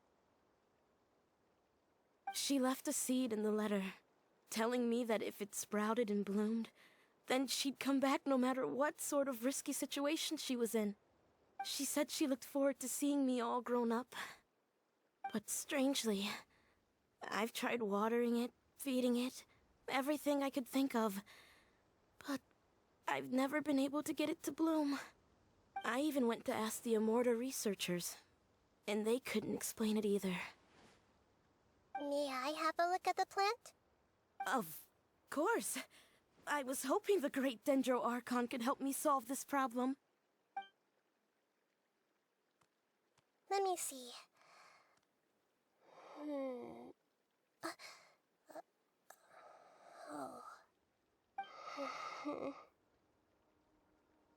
Huh?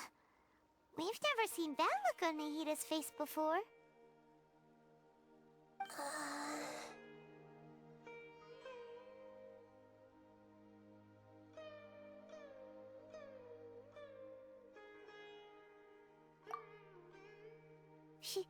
She looks a little unwell. Hold on, we'll be right back.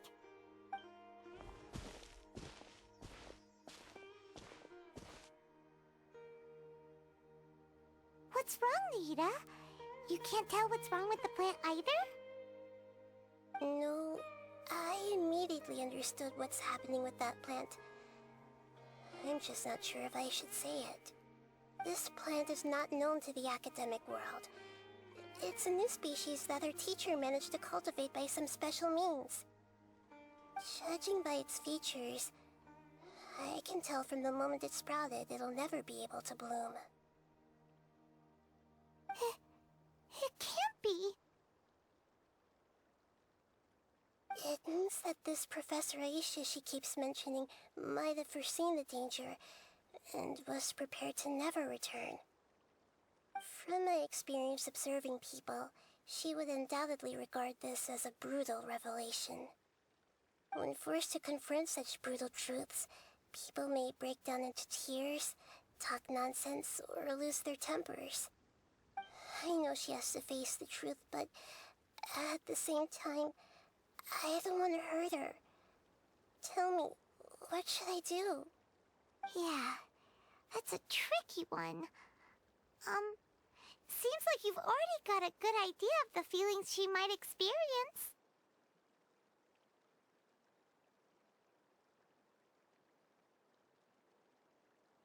But wouldn't that mean I'm just pushing it all on you?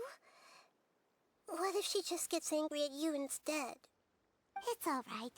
There are all kinds of people, and the examples you observed are just the most extreme cases.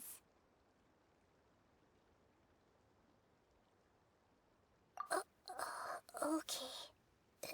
Thank you. Let's go back and tell her.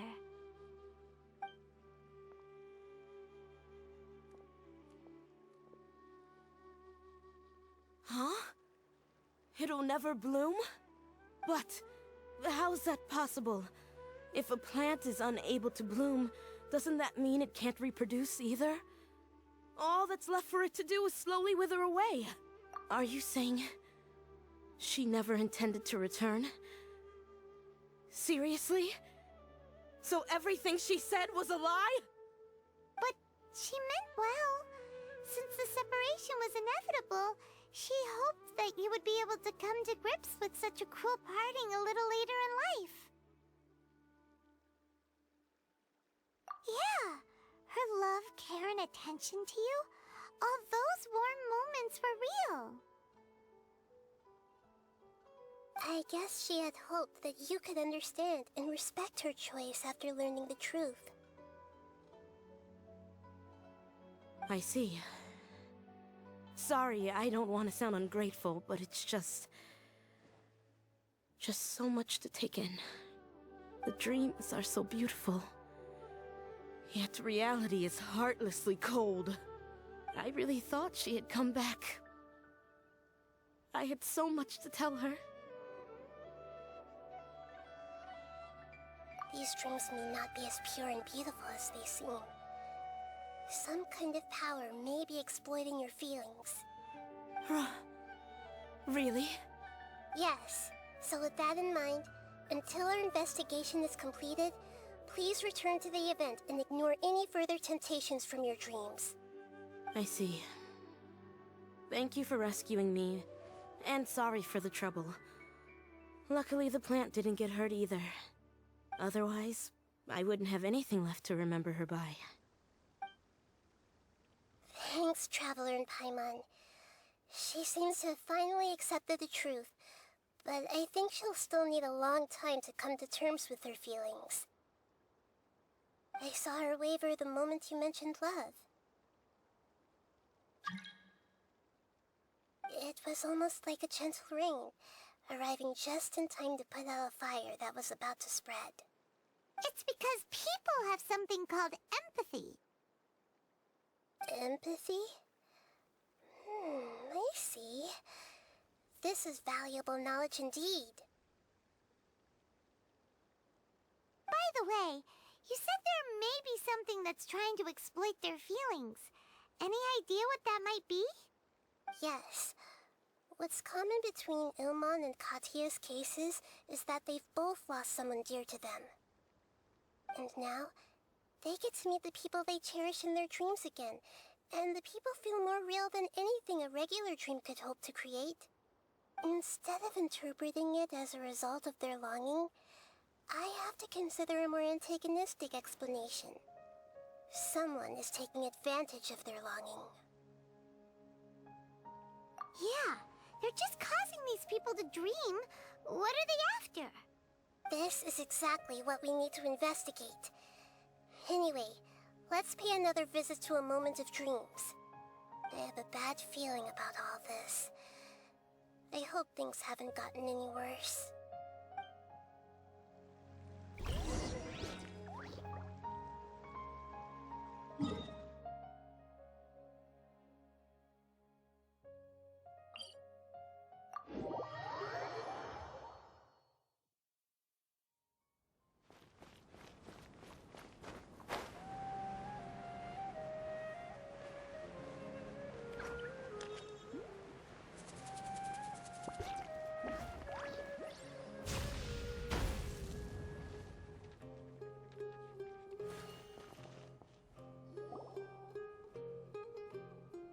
We're back.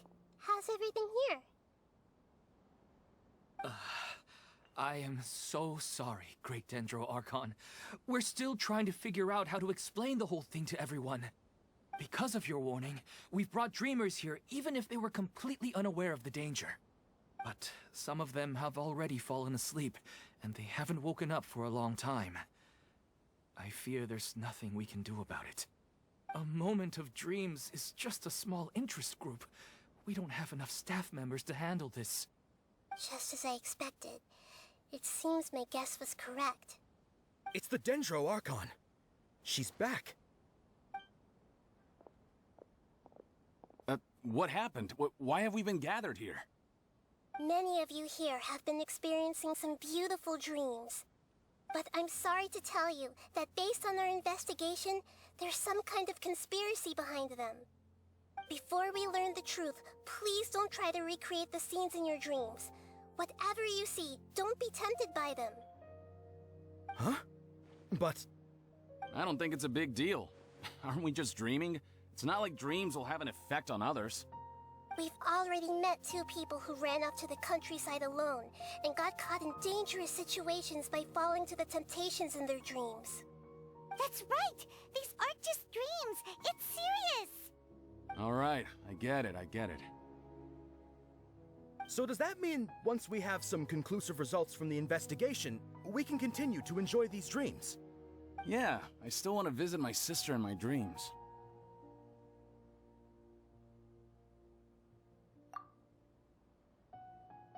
I'm sorry if what I'm about to say sounds a little offensive, Great Dendro Archon, but we had a discussion with the folks who just arrived here. In all of our dreams, we were able to reunite with people who were very close to us. They all seemed as if they were alive again, which makes us reluctant to wake up. Yes, that's also what we've observed in our investigation. So if the results of this investigation would mean an end to those dreams, that'd be quite cruel to us. All of us understand the danger, but perhaps you can't quite understand just how much those people mean to us. I don't think everyone will be on board with the plan to abandon these dreams for good. Before the conclusion of the investigation, they'll at least want to meet the people in their dreams one last time and say goodbye. We've never had such a difficult situation before. It appears that not many people are willing to cooperate. So they still want to return to their dreams despite knowing the danger?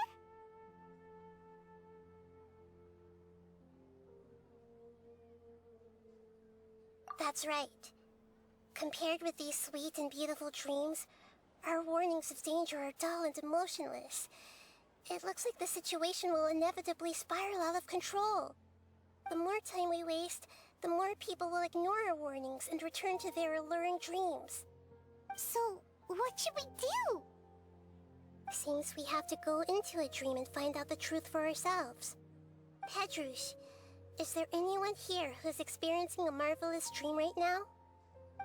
Let me think. Yes, this way. Good. Please take us there. This lady refused to heed our warnings and fell asleep here a little earlier.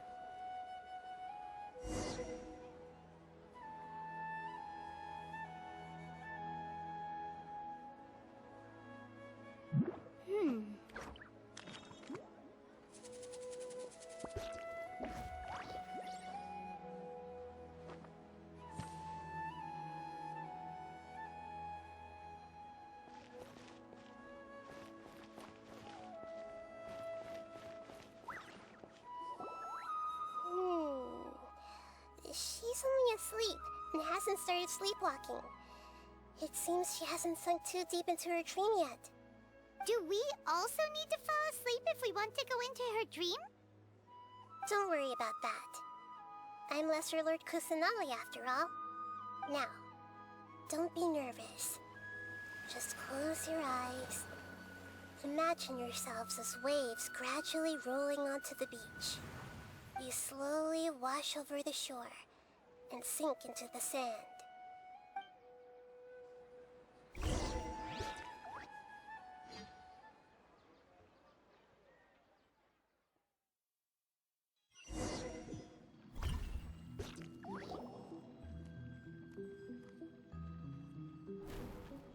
What's wrong, Traveler? You look a little disoriented. Oh, okay. Just remember that Paimon is always here for you. Anyway, seems like we've made it into the dream.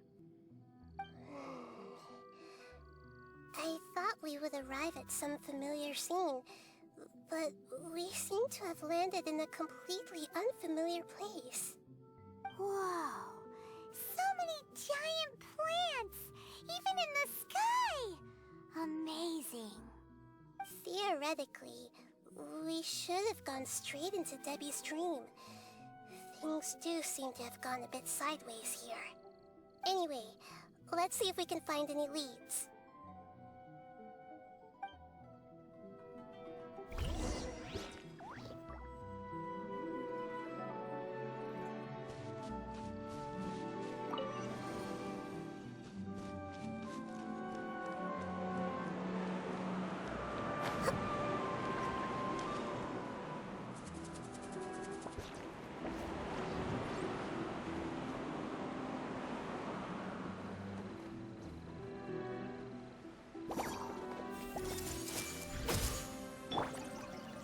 I must leave no stone unturned.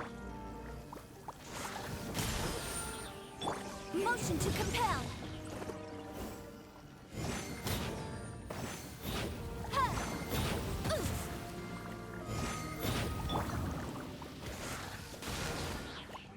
Stand clear.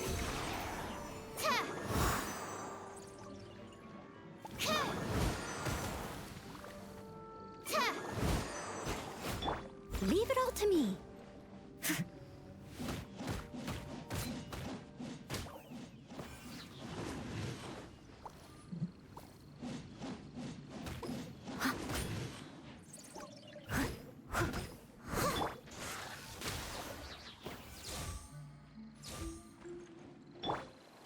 As a good knight should.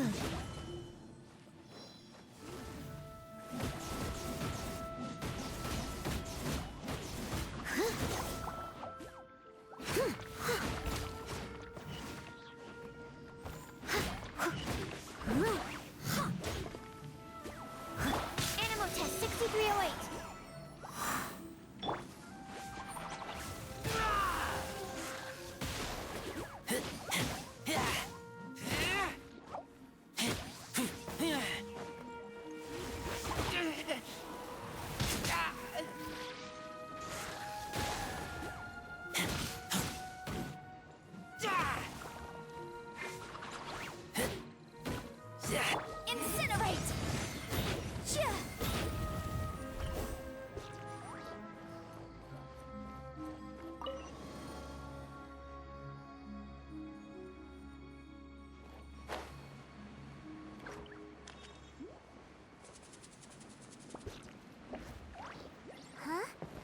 door? Wonder where it could lead. Well, it's not like we have any other way to go now. Let's go in and have a look.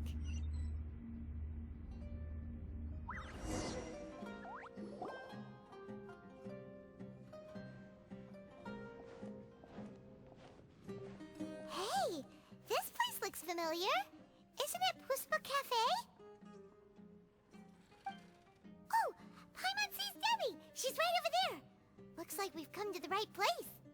These alluring dreams often portray a scene from real life, which concurs with our previous findings.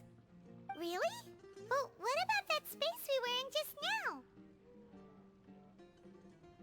You can't mean this is another collective dream? Yes. Given that so many people have been experiencing these beautiful dreams, I would say it's very likely that they're interconnected. Compared to an interconnected dream, independent individual dreams would be much harder to manage and manipulate. Ah, Paimon gets it now. Well, let's go talk with Debbie. Oh, but there are some other people next to her. Are they dreaming too? If this space is exclusive to Debbie's dream, then the others beside her are most likely the people she cherishes. Anyway, we should confirm that first, just to be sure. Huh. How do we do that? Just leave it to me.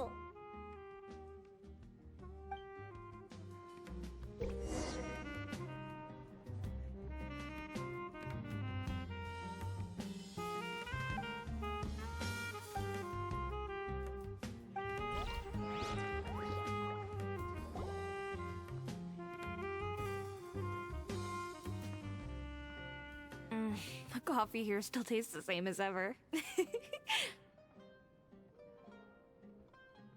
You two have traveled all around Tibet. Surely you've all tasted better coffee than this. I suppose so, but no matter how good things may be elsewhere, nothing beats the taste of home. That's right. It's hard to change your tastes. Anyway, here's to your return home. Welcome back, everyone.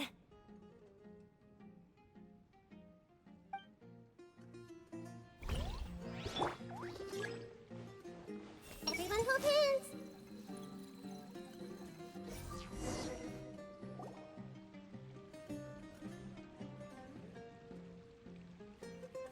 Huh. How could they be?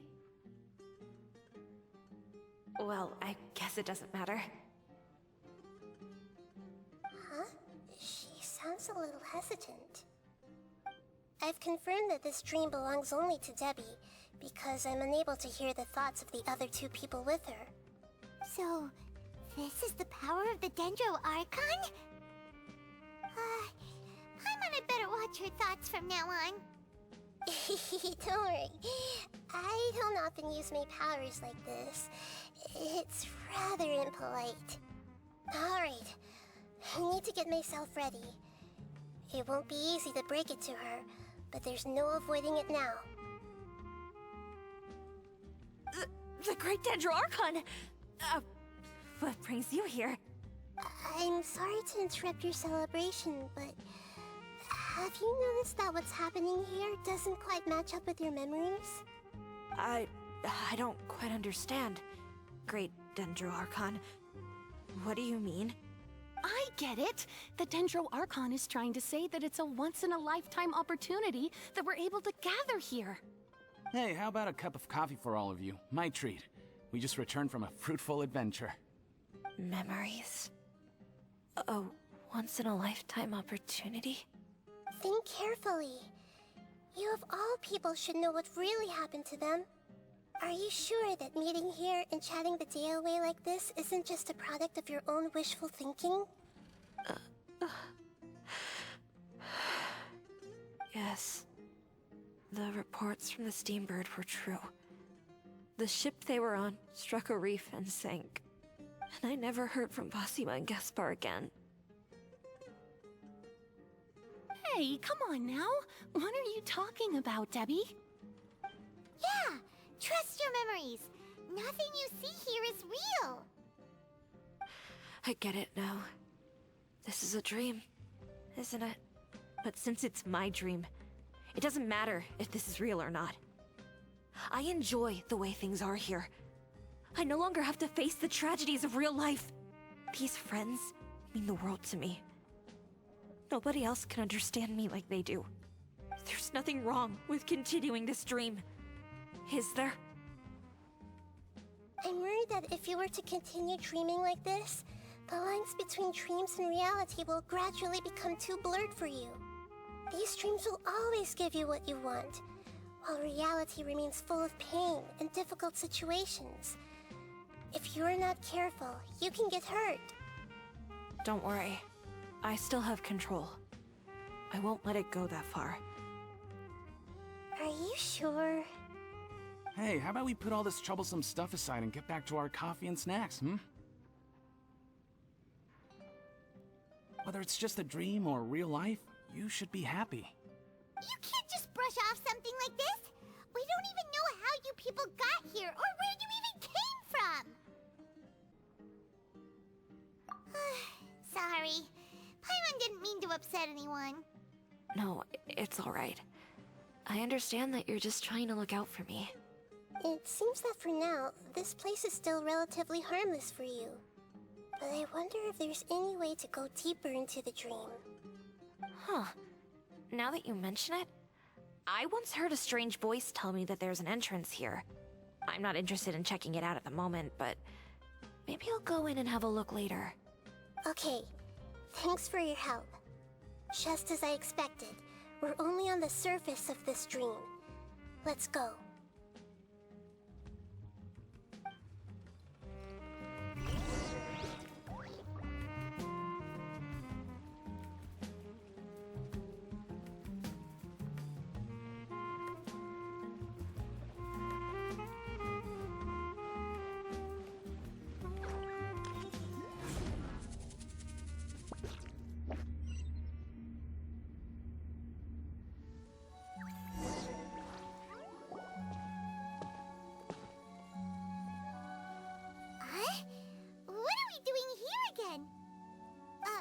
Wait a second.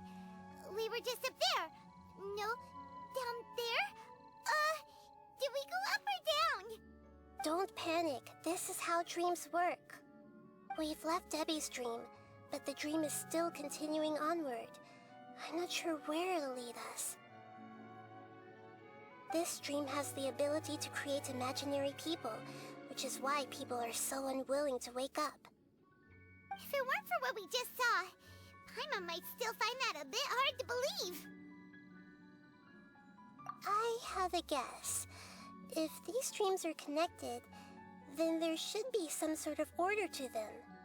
The fact that Debbie was able to realize that she was dreaming means that she is not very deep in the dream yet. But the space we're in has been turned upside down. Do you remember the characteristics of dreams that I mentioned earlier? Oh, right! Dreams are chaotic. That's right. It's possible that we're heading deeper into this dream now, and the deeper we go, the closer we'll get to the essence of the dream. Right! So the answers might be waiting for us deeper in the dream! Yes, and we should get ready for whatever we may encounter.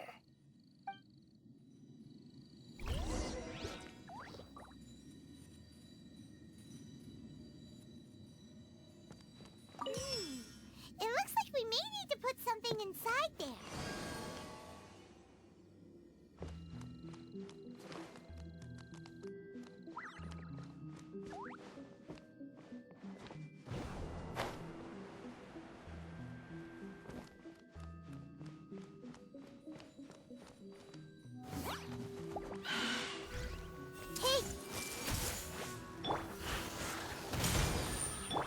I must leave no stone un... Motion to compel! The Temple of Wisdom! Stand clear! Absorption test! Don't break my glasses! Animal hypostasis emulation!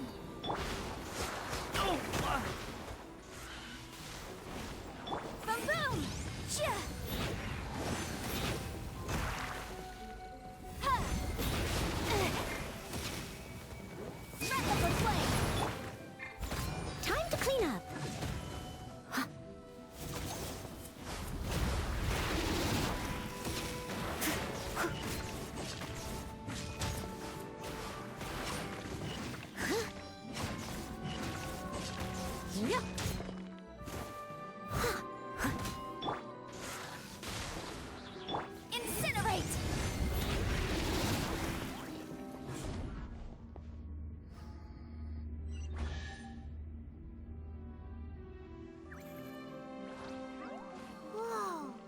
When it rains, it seems to disappear slowly.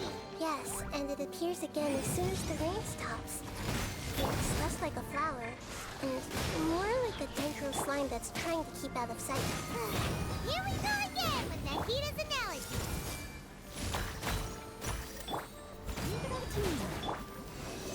Animal test 6308.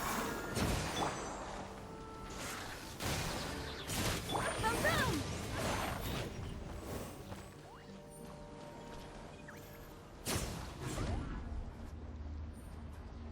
Huh?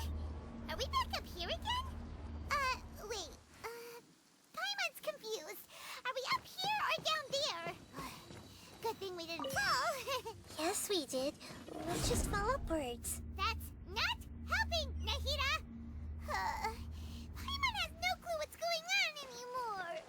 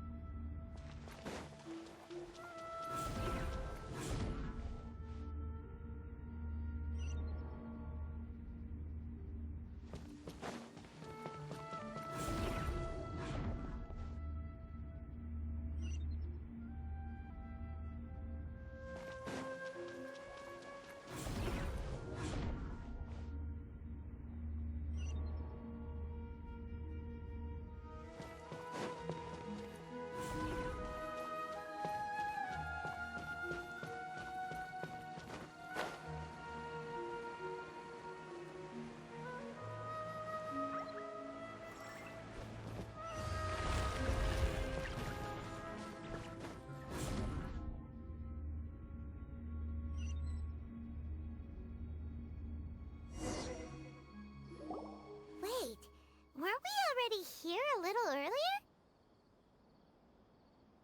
This is probably Ilmon's dream. Huh? Why would he start dreaming again? Yes, but it seems that the danger isn't enough to stop him from longing for his wife. Based on what we've learned so far, he must be sleeping more deeply for his dreams to appear here. But fortunately, he already knows us from before, so hopefully we'll be able to wake him up.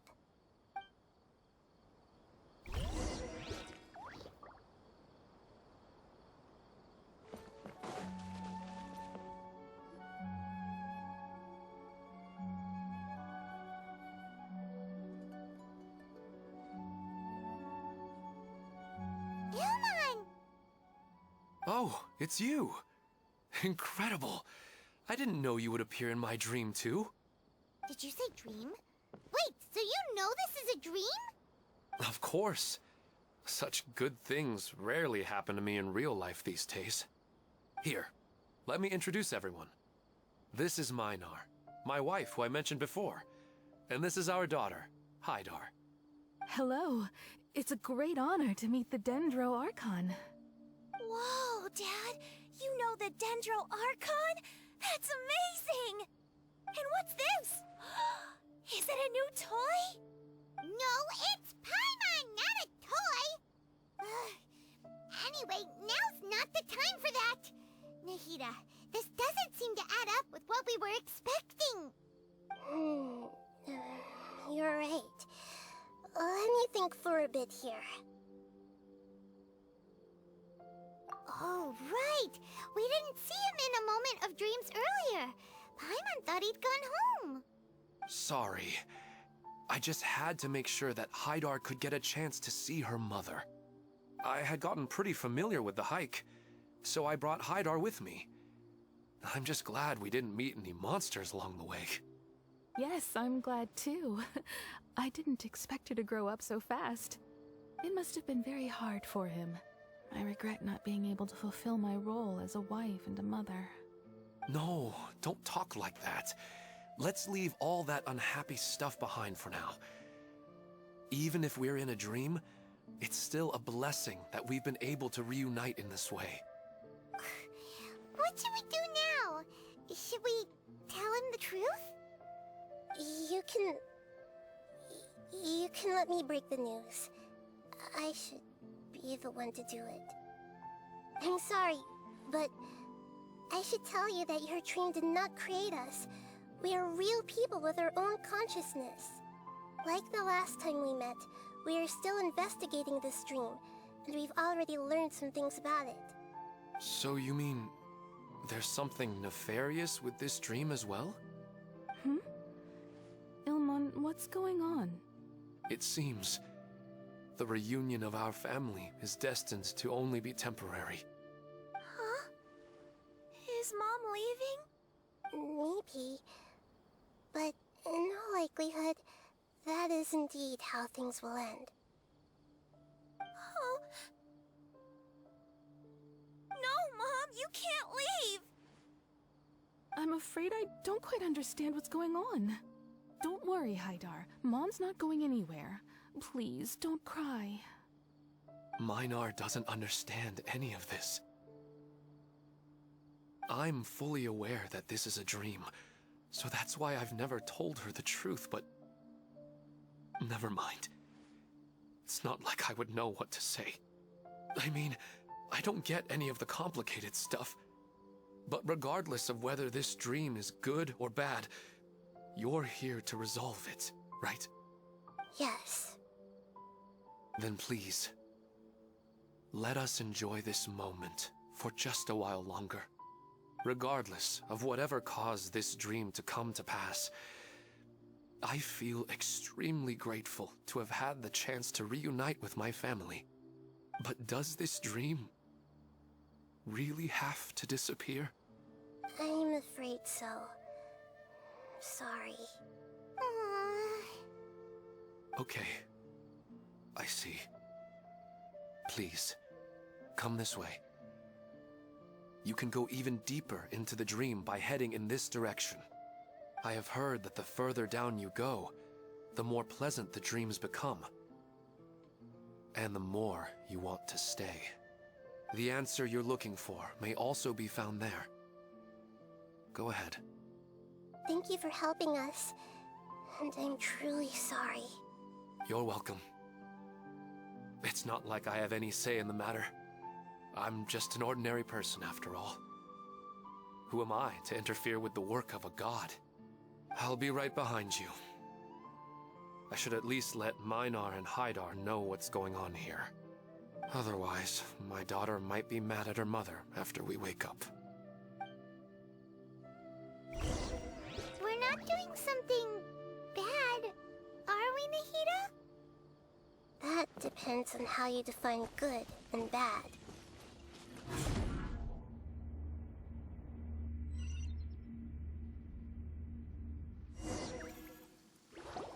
It's the same place again. This place is almost like a flight of stairs that connects all the dreams together. But they appear to be getting more and more aggressive. Regular stairs wouldn't try to attack us. Right. Something seems to be off about our theory. Ilmon is clearly aware that he's dreaming, and he's enjoying it. Rather than dreaming on a deeper level, he almost seemed more awake. I believe we're on the right track, but we just need another explanation. It's not that the dreams are getting deeper, it's the owner's attachment to the dreams that's getting stronger.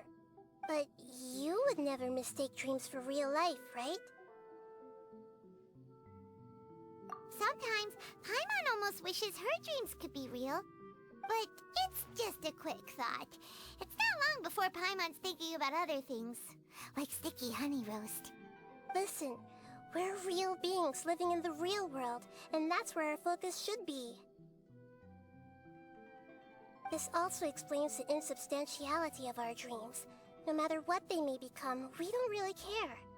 But if we decide to abandon reality and embrace our dreams, then our dreams will become far more substantial. Oh, wait! Paimon's starting to get it now? Your mind will begin to build the dream far more attentively, which in turn will make it feel more real. Do you remember how the Akasha can turn dreams into jnana energy? Constructing a realistic dream consumes a similar energy.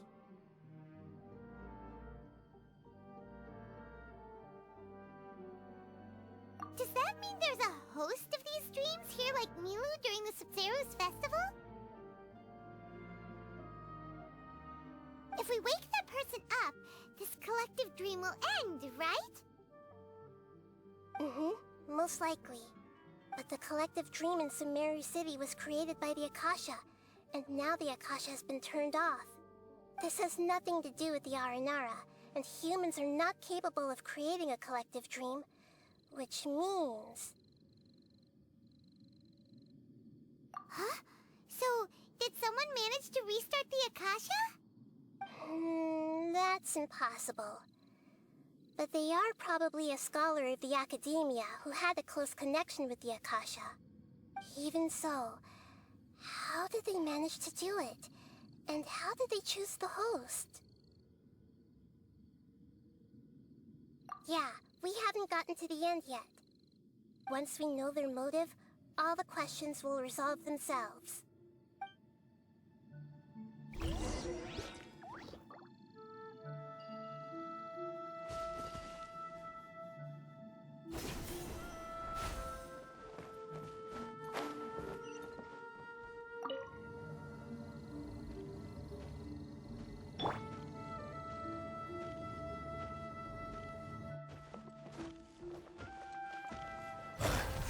I must leave no stone up. Make yourselves at home! Incinerate!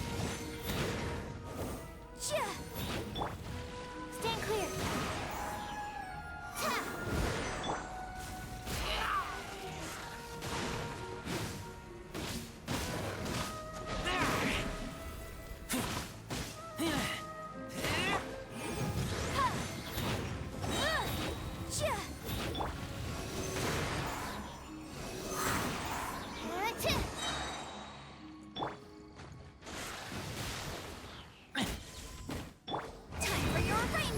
Motion to compel.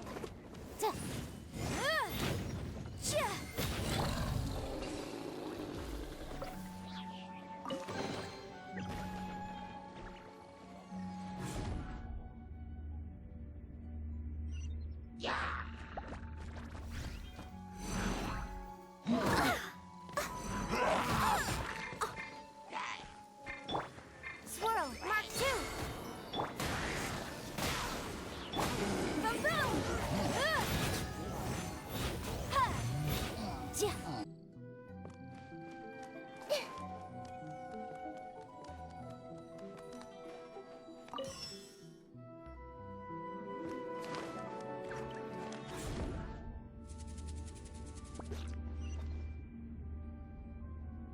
All the water that used to be here has turned into rain. Then let's get through here before the water level rises.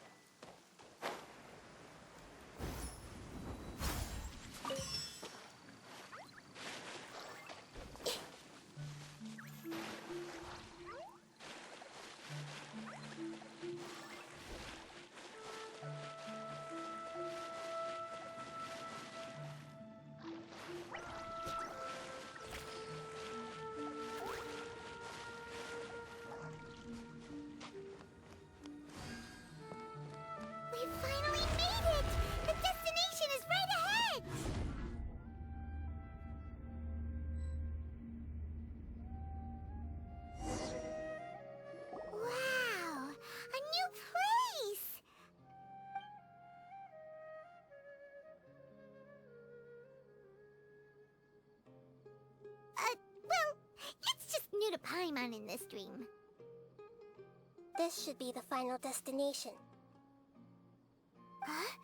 Really? Yeah, these are just ordinary city streets. I have powers related to dreams, so it's usually easy for me to tell who's dreaming and who's created by dreams. I guess only those who have thoroughly accepted this dream will be able to come here. There are so many people here. How can we find the host? Don't worry, I have a way.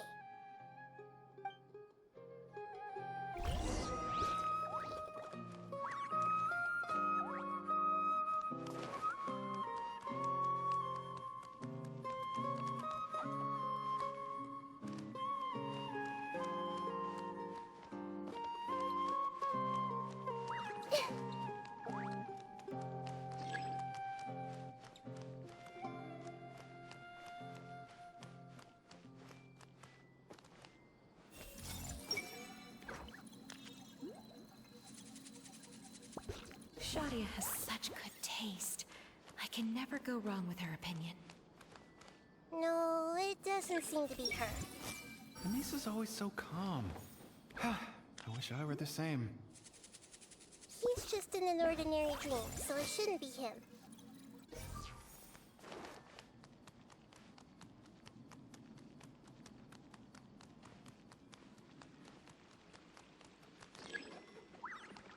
I see everything! Who doesn't want a dream to last forever? He's just entered the dream recently. It's definitely not him. However...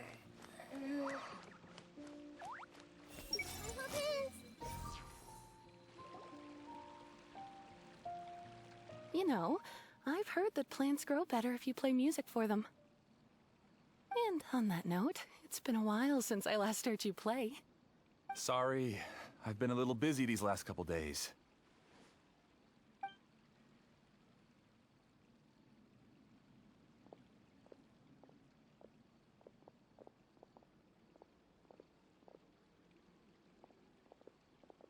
Oh, the Dendro Archon. What a pleasant surprise. Hmm? Oh, welcome, Great Dendro Archon. And your companions, too. Welcome. I'm Amira. I run the flower shop here. And this is my husband, Moses. Yes, how may we help you? You already know all about me. There's no need for all the pleasantries. Perhaps I should call you the dream's owner? As expected of the Dendro Archon. I'm sorry, Amira. It seems my research has attracted the Dendro Archon's attention. Why don't you go back to the flower shop? I'll come help you a little later. Okay, of course, dear. I'll see you later.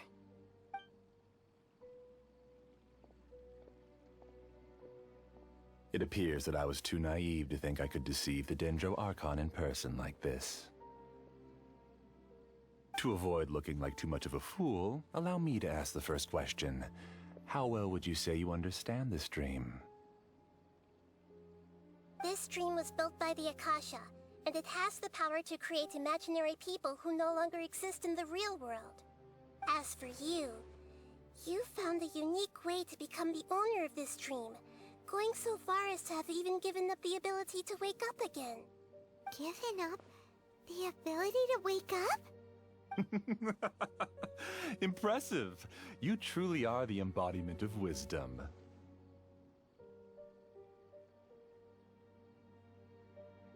Please, tell me how you were able to arrive at such a conclusion. In return, I'll answer the question you're most curious about. It's simple. Apart from you, this space only consists of real people who are dreaming and imaginary people who are created here. Although you are here and appear no different from the others, I can't sense your dream. How can I wake up a person who's already awake? Fascinating.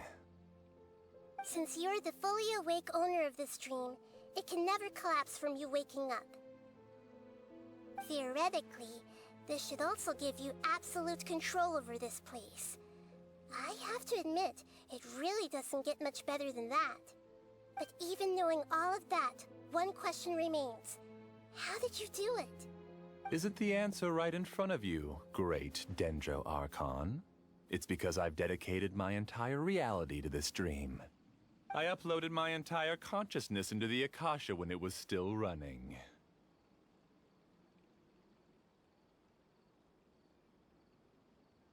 Actually, this all started because of an accident.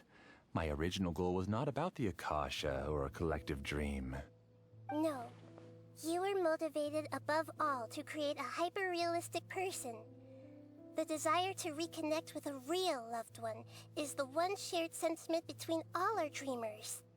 That's right. However, human models are too complicated.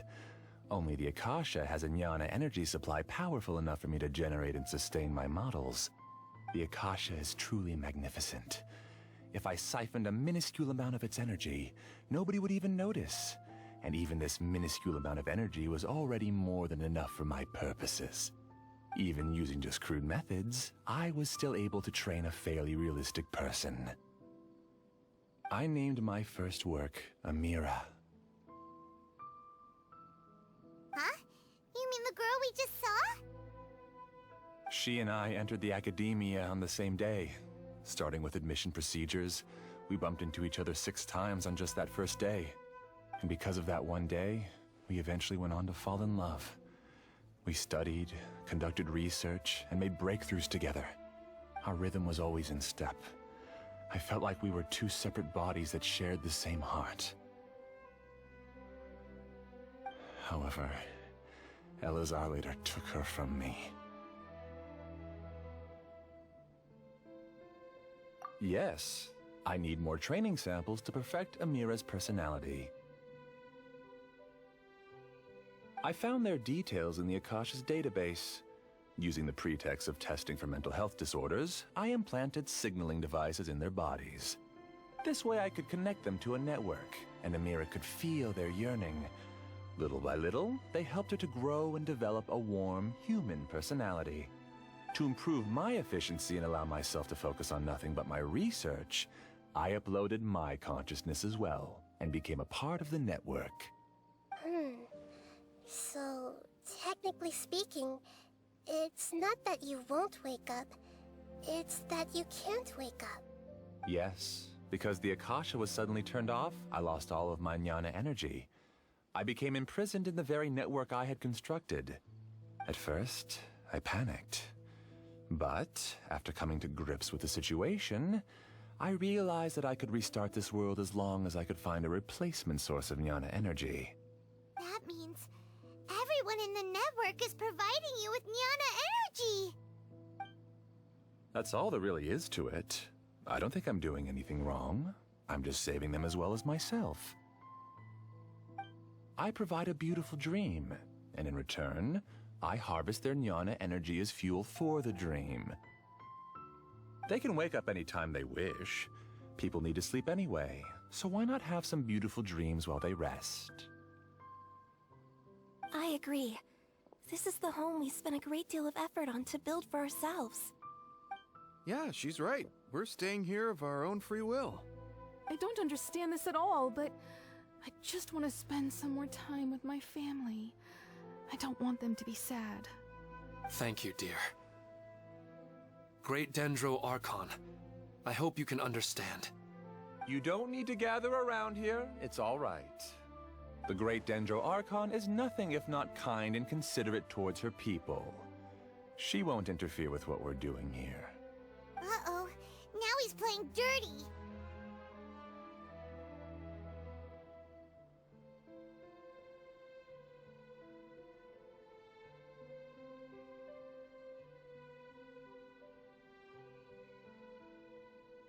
It seems like I won't need you to answer my last question. You're willing to tell me all your secrets because you have nothing to fear. If you use real people as your weapon and turn them against their Archon, then there's nothing the Archon can do. They just want to be with the people they cherish. I don't think there's anything wrong with me providing them with that opportunity. They don't wish to eternally part with their spouses and friends. What's so wrong about that? If you understood humans a little better, or had also experienced firsthand the absolute devastation of loss, then perhaps you wouldn't be so cold towards us.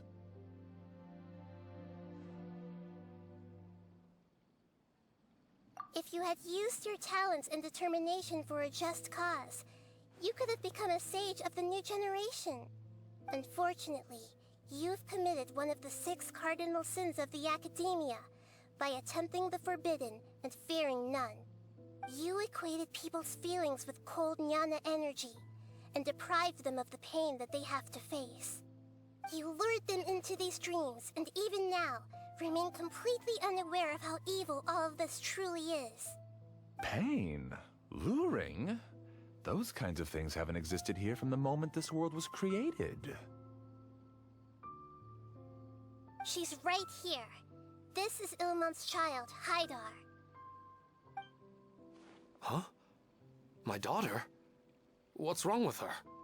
This dream relies on a set network, which means that only those with devices planted in their bodies can enter this world. Carefully think back and retrace your steps. I secretly went back to the mountainside with Haidar. Minar was already there waiting for me, and Haidar was able to see her mother. You mean she isn't actually the real Haidar? No, because unlike you, she can't enter this dream. The moment you came into this dream, it created a Haidar to realize your wish of reuniting with your family.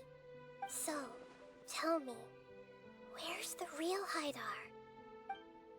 She's still out there on the mountainside. That's right. And she must have been terrified to see her father not in his right mind. Not to mention the monsters in that area. The situation is very dangerous. If Haidar's still out there, then... What are you talking about, Dad? I don't understand.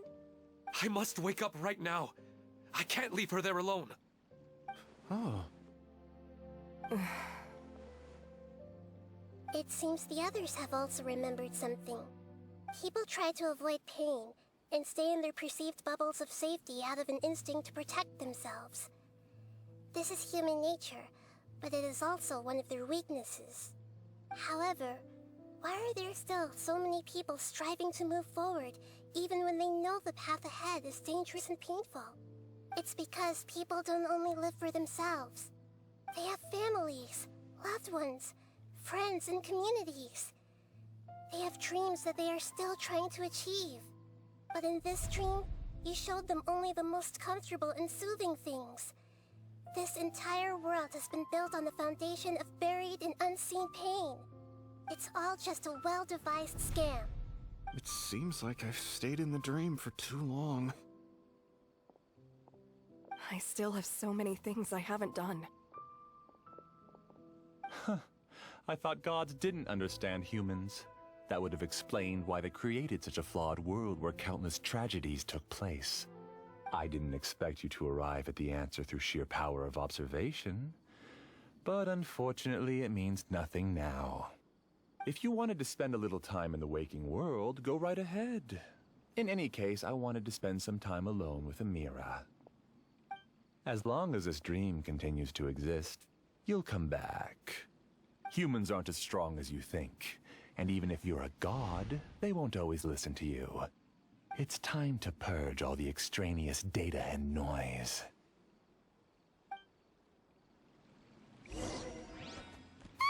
Monsters, be careful! All of you, please get out of here and find somewhere safe. I am the master of this dream.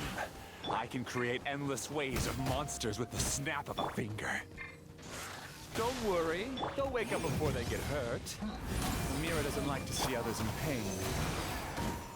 If you know what's good for you, leave now! Doesn't hurt. Doesn't hurt.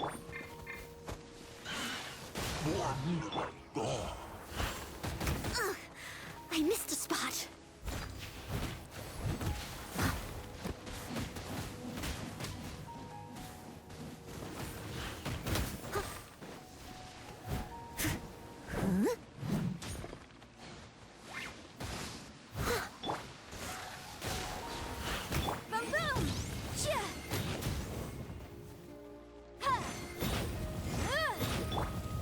must leave no stone unturned, as a dutiful maid would.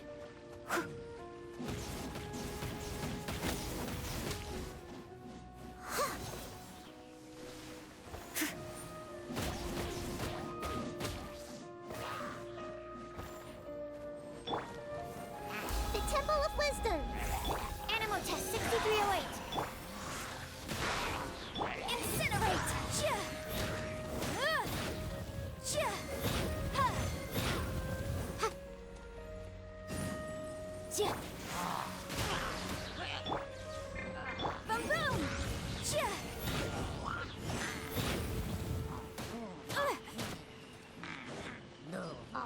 Inadmissible evidence! Steady as stone.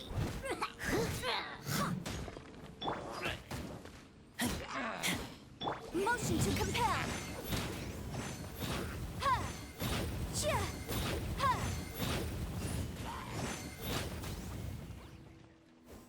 Enhanced animal module. Get back! Chia! Chia!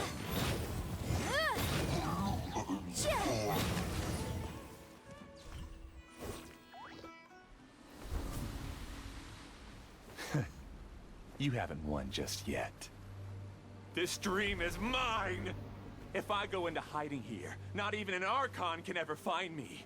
And as long as people yearn for happiness, they will return here and rebuild this paradise! Hey, stop! What's that? The stream is spiraling out of control and is collapsing now.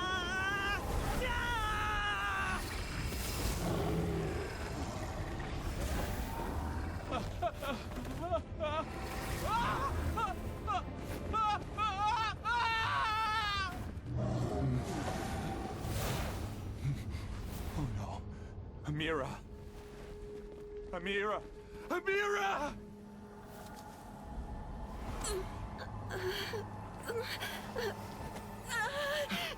Amira, are you all right? I don't feel well. No, no, no!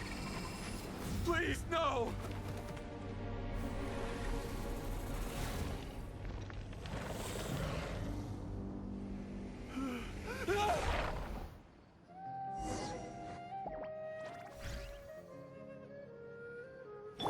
Get away from there!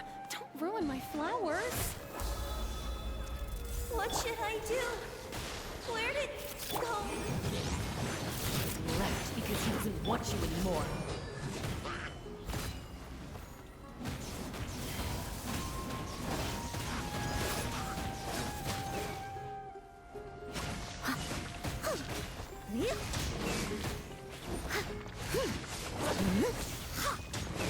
Absorption test. Motion to compel. Just shut up! Just decide for yourself.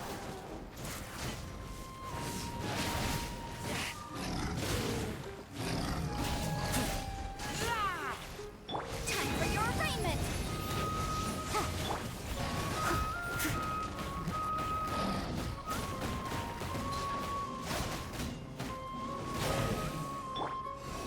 Stand clear.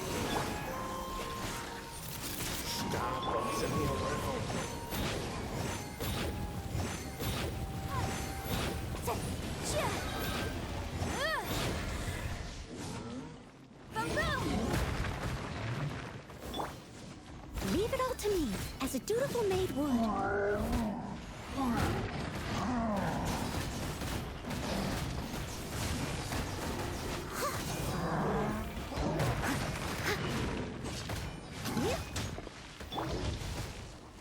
I see everything. I must leave no stone unturned. Sharing my knowledge.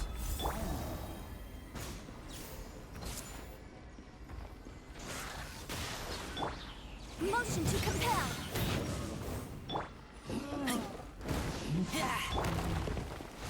Time to clean up.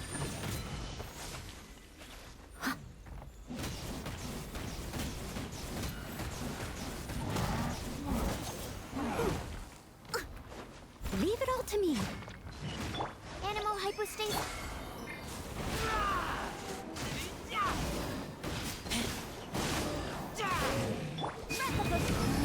Am I?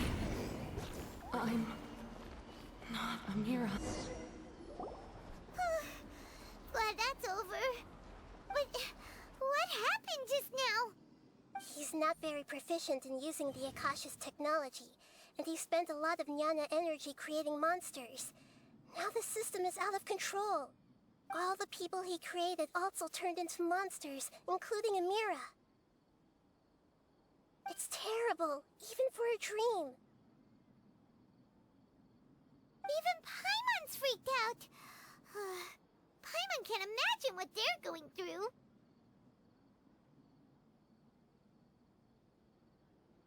The good news is that the chaos seems to have subsided. Now we only need to wake up the people here and let them return to their real lives. Amira.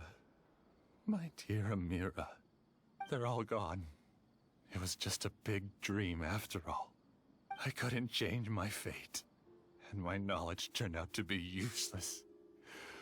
What a cruel world.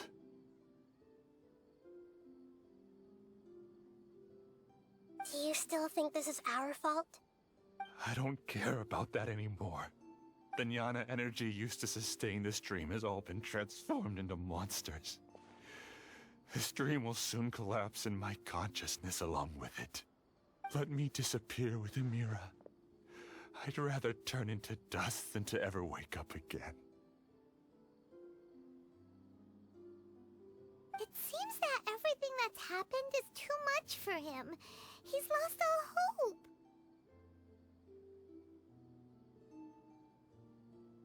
I think seeing Amira turn into a monster was punishment enough for him.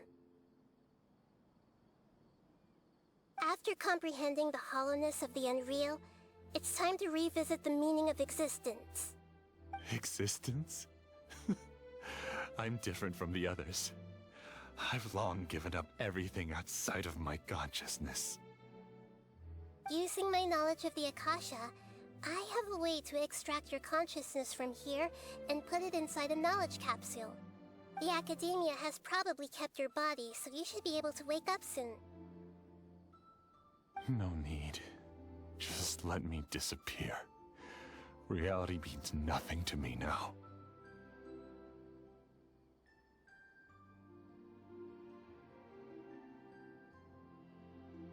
This isn't compassion.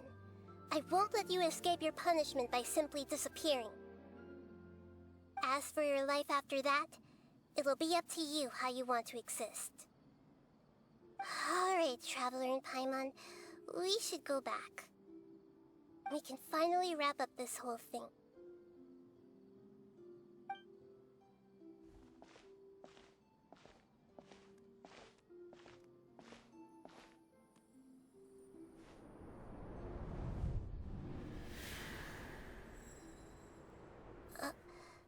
Uh-huh?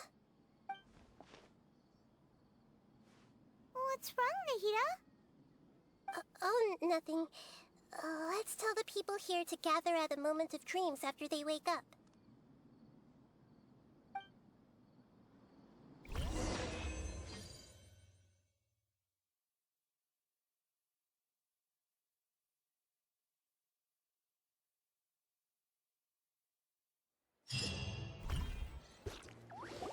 Oh, great! You're awake! Everybody has started to wake up, and we've heard similar reports from around the city as well. From the looks of it, you were able to successfully resolve the issue. Yes, though it took us a good deal of effort. There will be many people gathering here shortly, so please do your best to maintain order. I need to go to the Academia with them now, but we'll be back soon.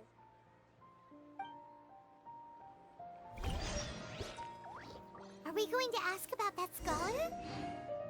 Yes, but it may take some time for him to wake up after his consciousness returns to his body. We can leave the rest to the Matra.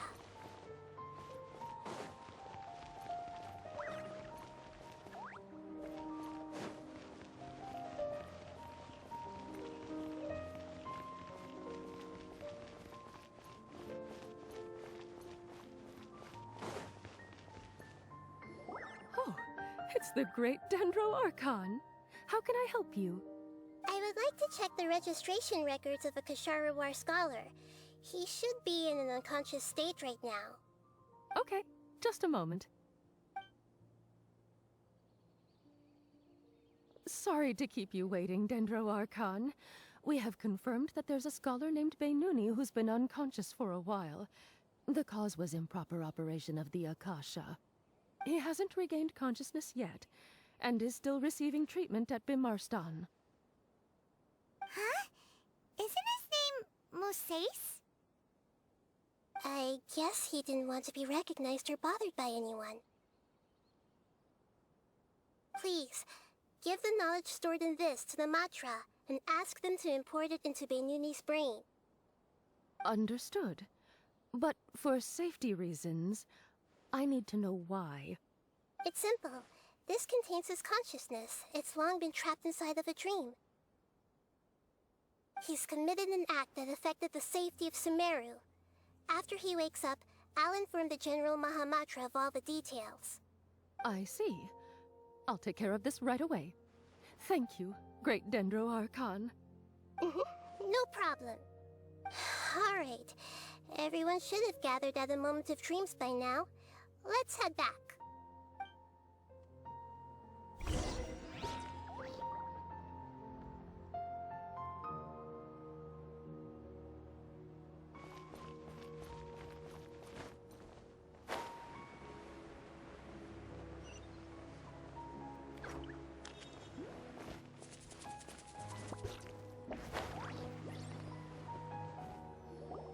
Let's be quiet and just listen in.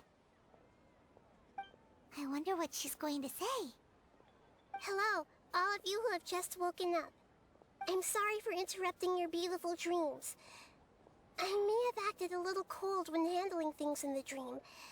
I sincerely apologize for that. Dreams have amazing power. They inspire us to remain resolute in the face of adversity, and help those with aspirations achieve their desires. But dreams also have the potential to exploit people, confuse the senses, and distort the truth. Unfortunately, you are all chosen as prey for an elaborate scheme. As I've said before, I am still learning, and cannot fully empathize with the pain of all the loss you've experienced. But just take a good look around you, and you'll see many other people who have had similar experiences. You should be proud that you've been able to gather here and look toward the future together. The path of life is long, and it's hard for us to see the destination. This leads us to ask a lot of difficult questions. What's the meaning of life?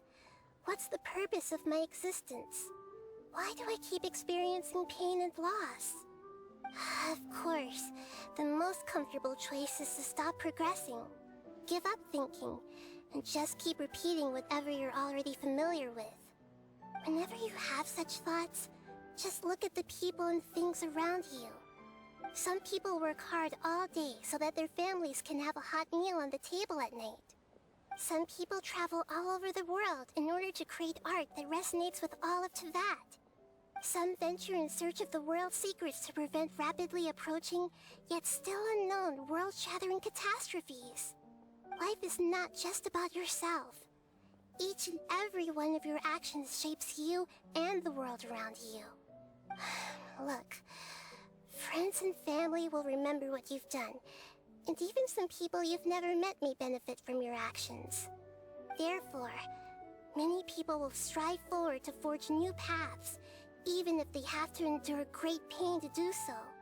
Once you begin your journey on that same difficult yet rewarding path, you'll come to know the answers to those big existential questions, yet they will no longer feel as life-defining as they did before. But if you were to believe that life is nothing but an empty, ephemeral dream, then that's also the only thing it'll ever become. You're free to choose how you want to live your lives, but as your Archon, I should first make this information known to everyone. In the end, it's up to you whether you want to embrace a beautiful dream at the cost of your real life. Nahida said she wanted to speak with us alone. You're amazing, Nahida! Even Paimon was nearly won over by that scholar in that dream. Well, he's very good at manipulating the weaknesses of human nature, but perhaps he himself had fallen prisoner to them long ago. That dream was incredibly beautiful and enticing. Ordinary people couldn't see through it and easily lost themselves within it. But as long as you can still wake up, you can still move forward with your life. Huh? What makes you say that?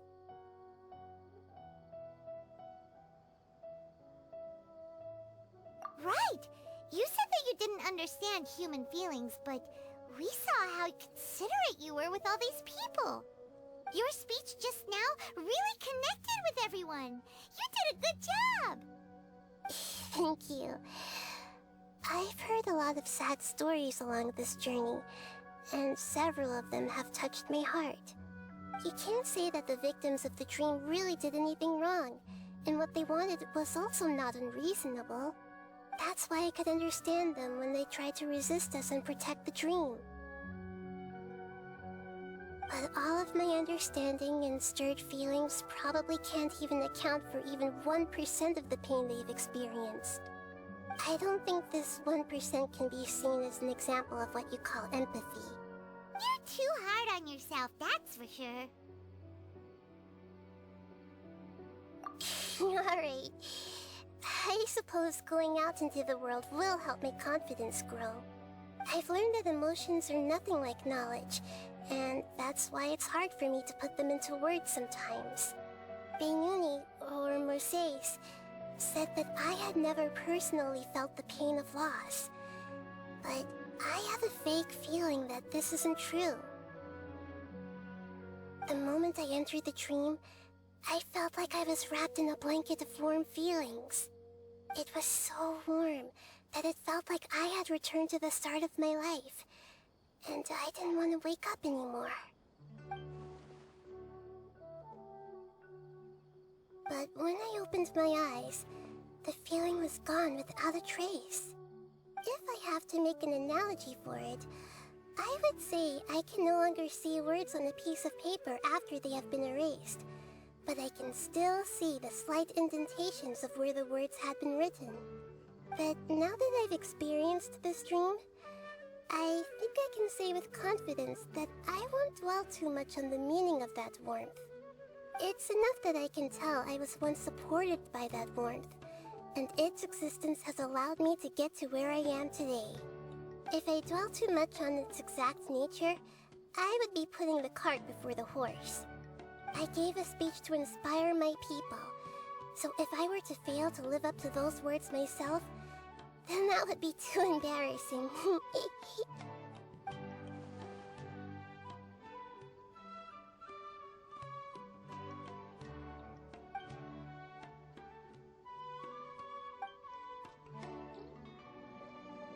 Hey, what's with that serious look?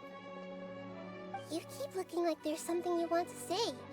Is there anything you want to tell me?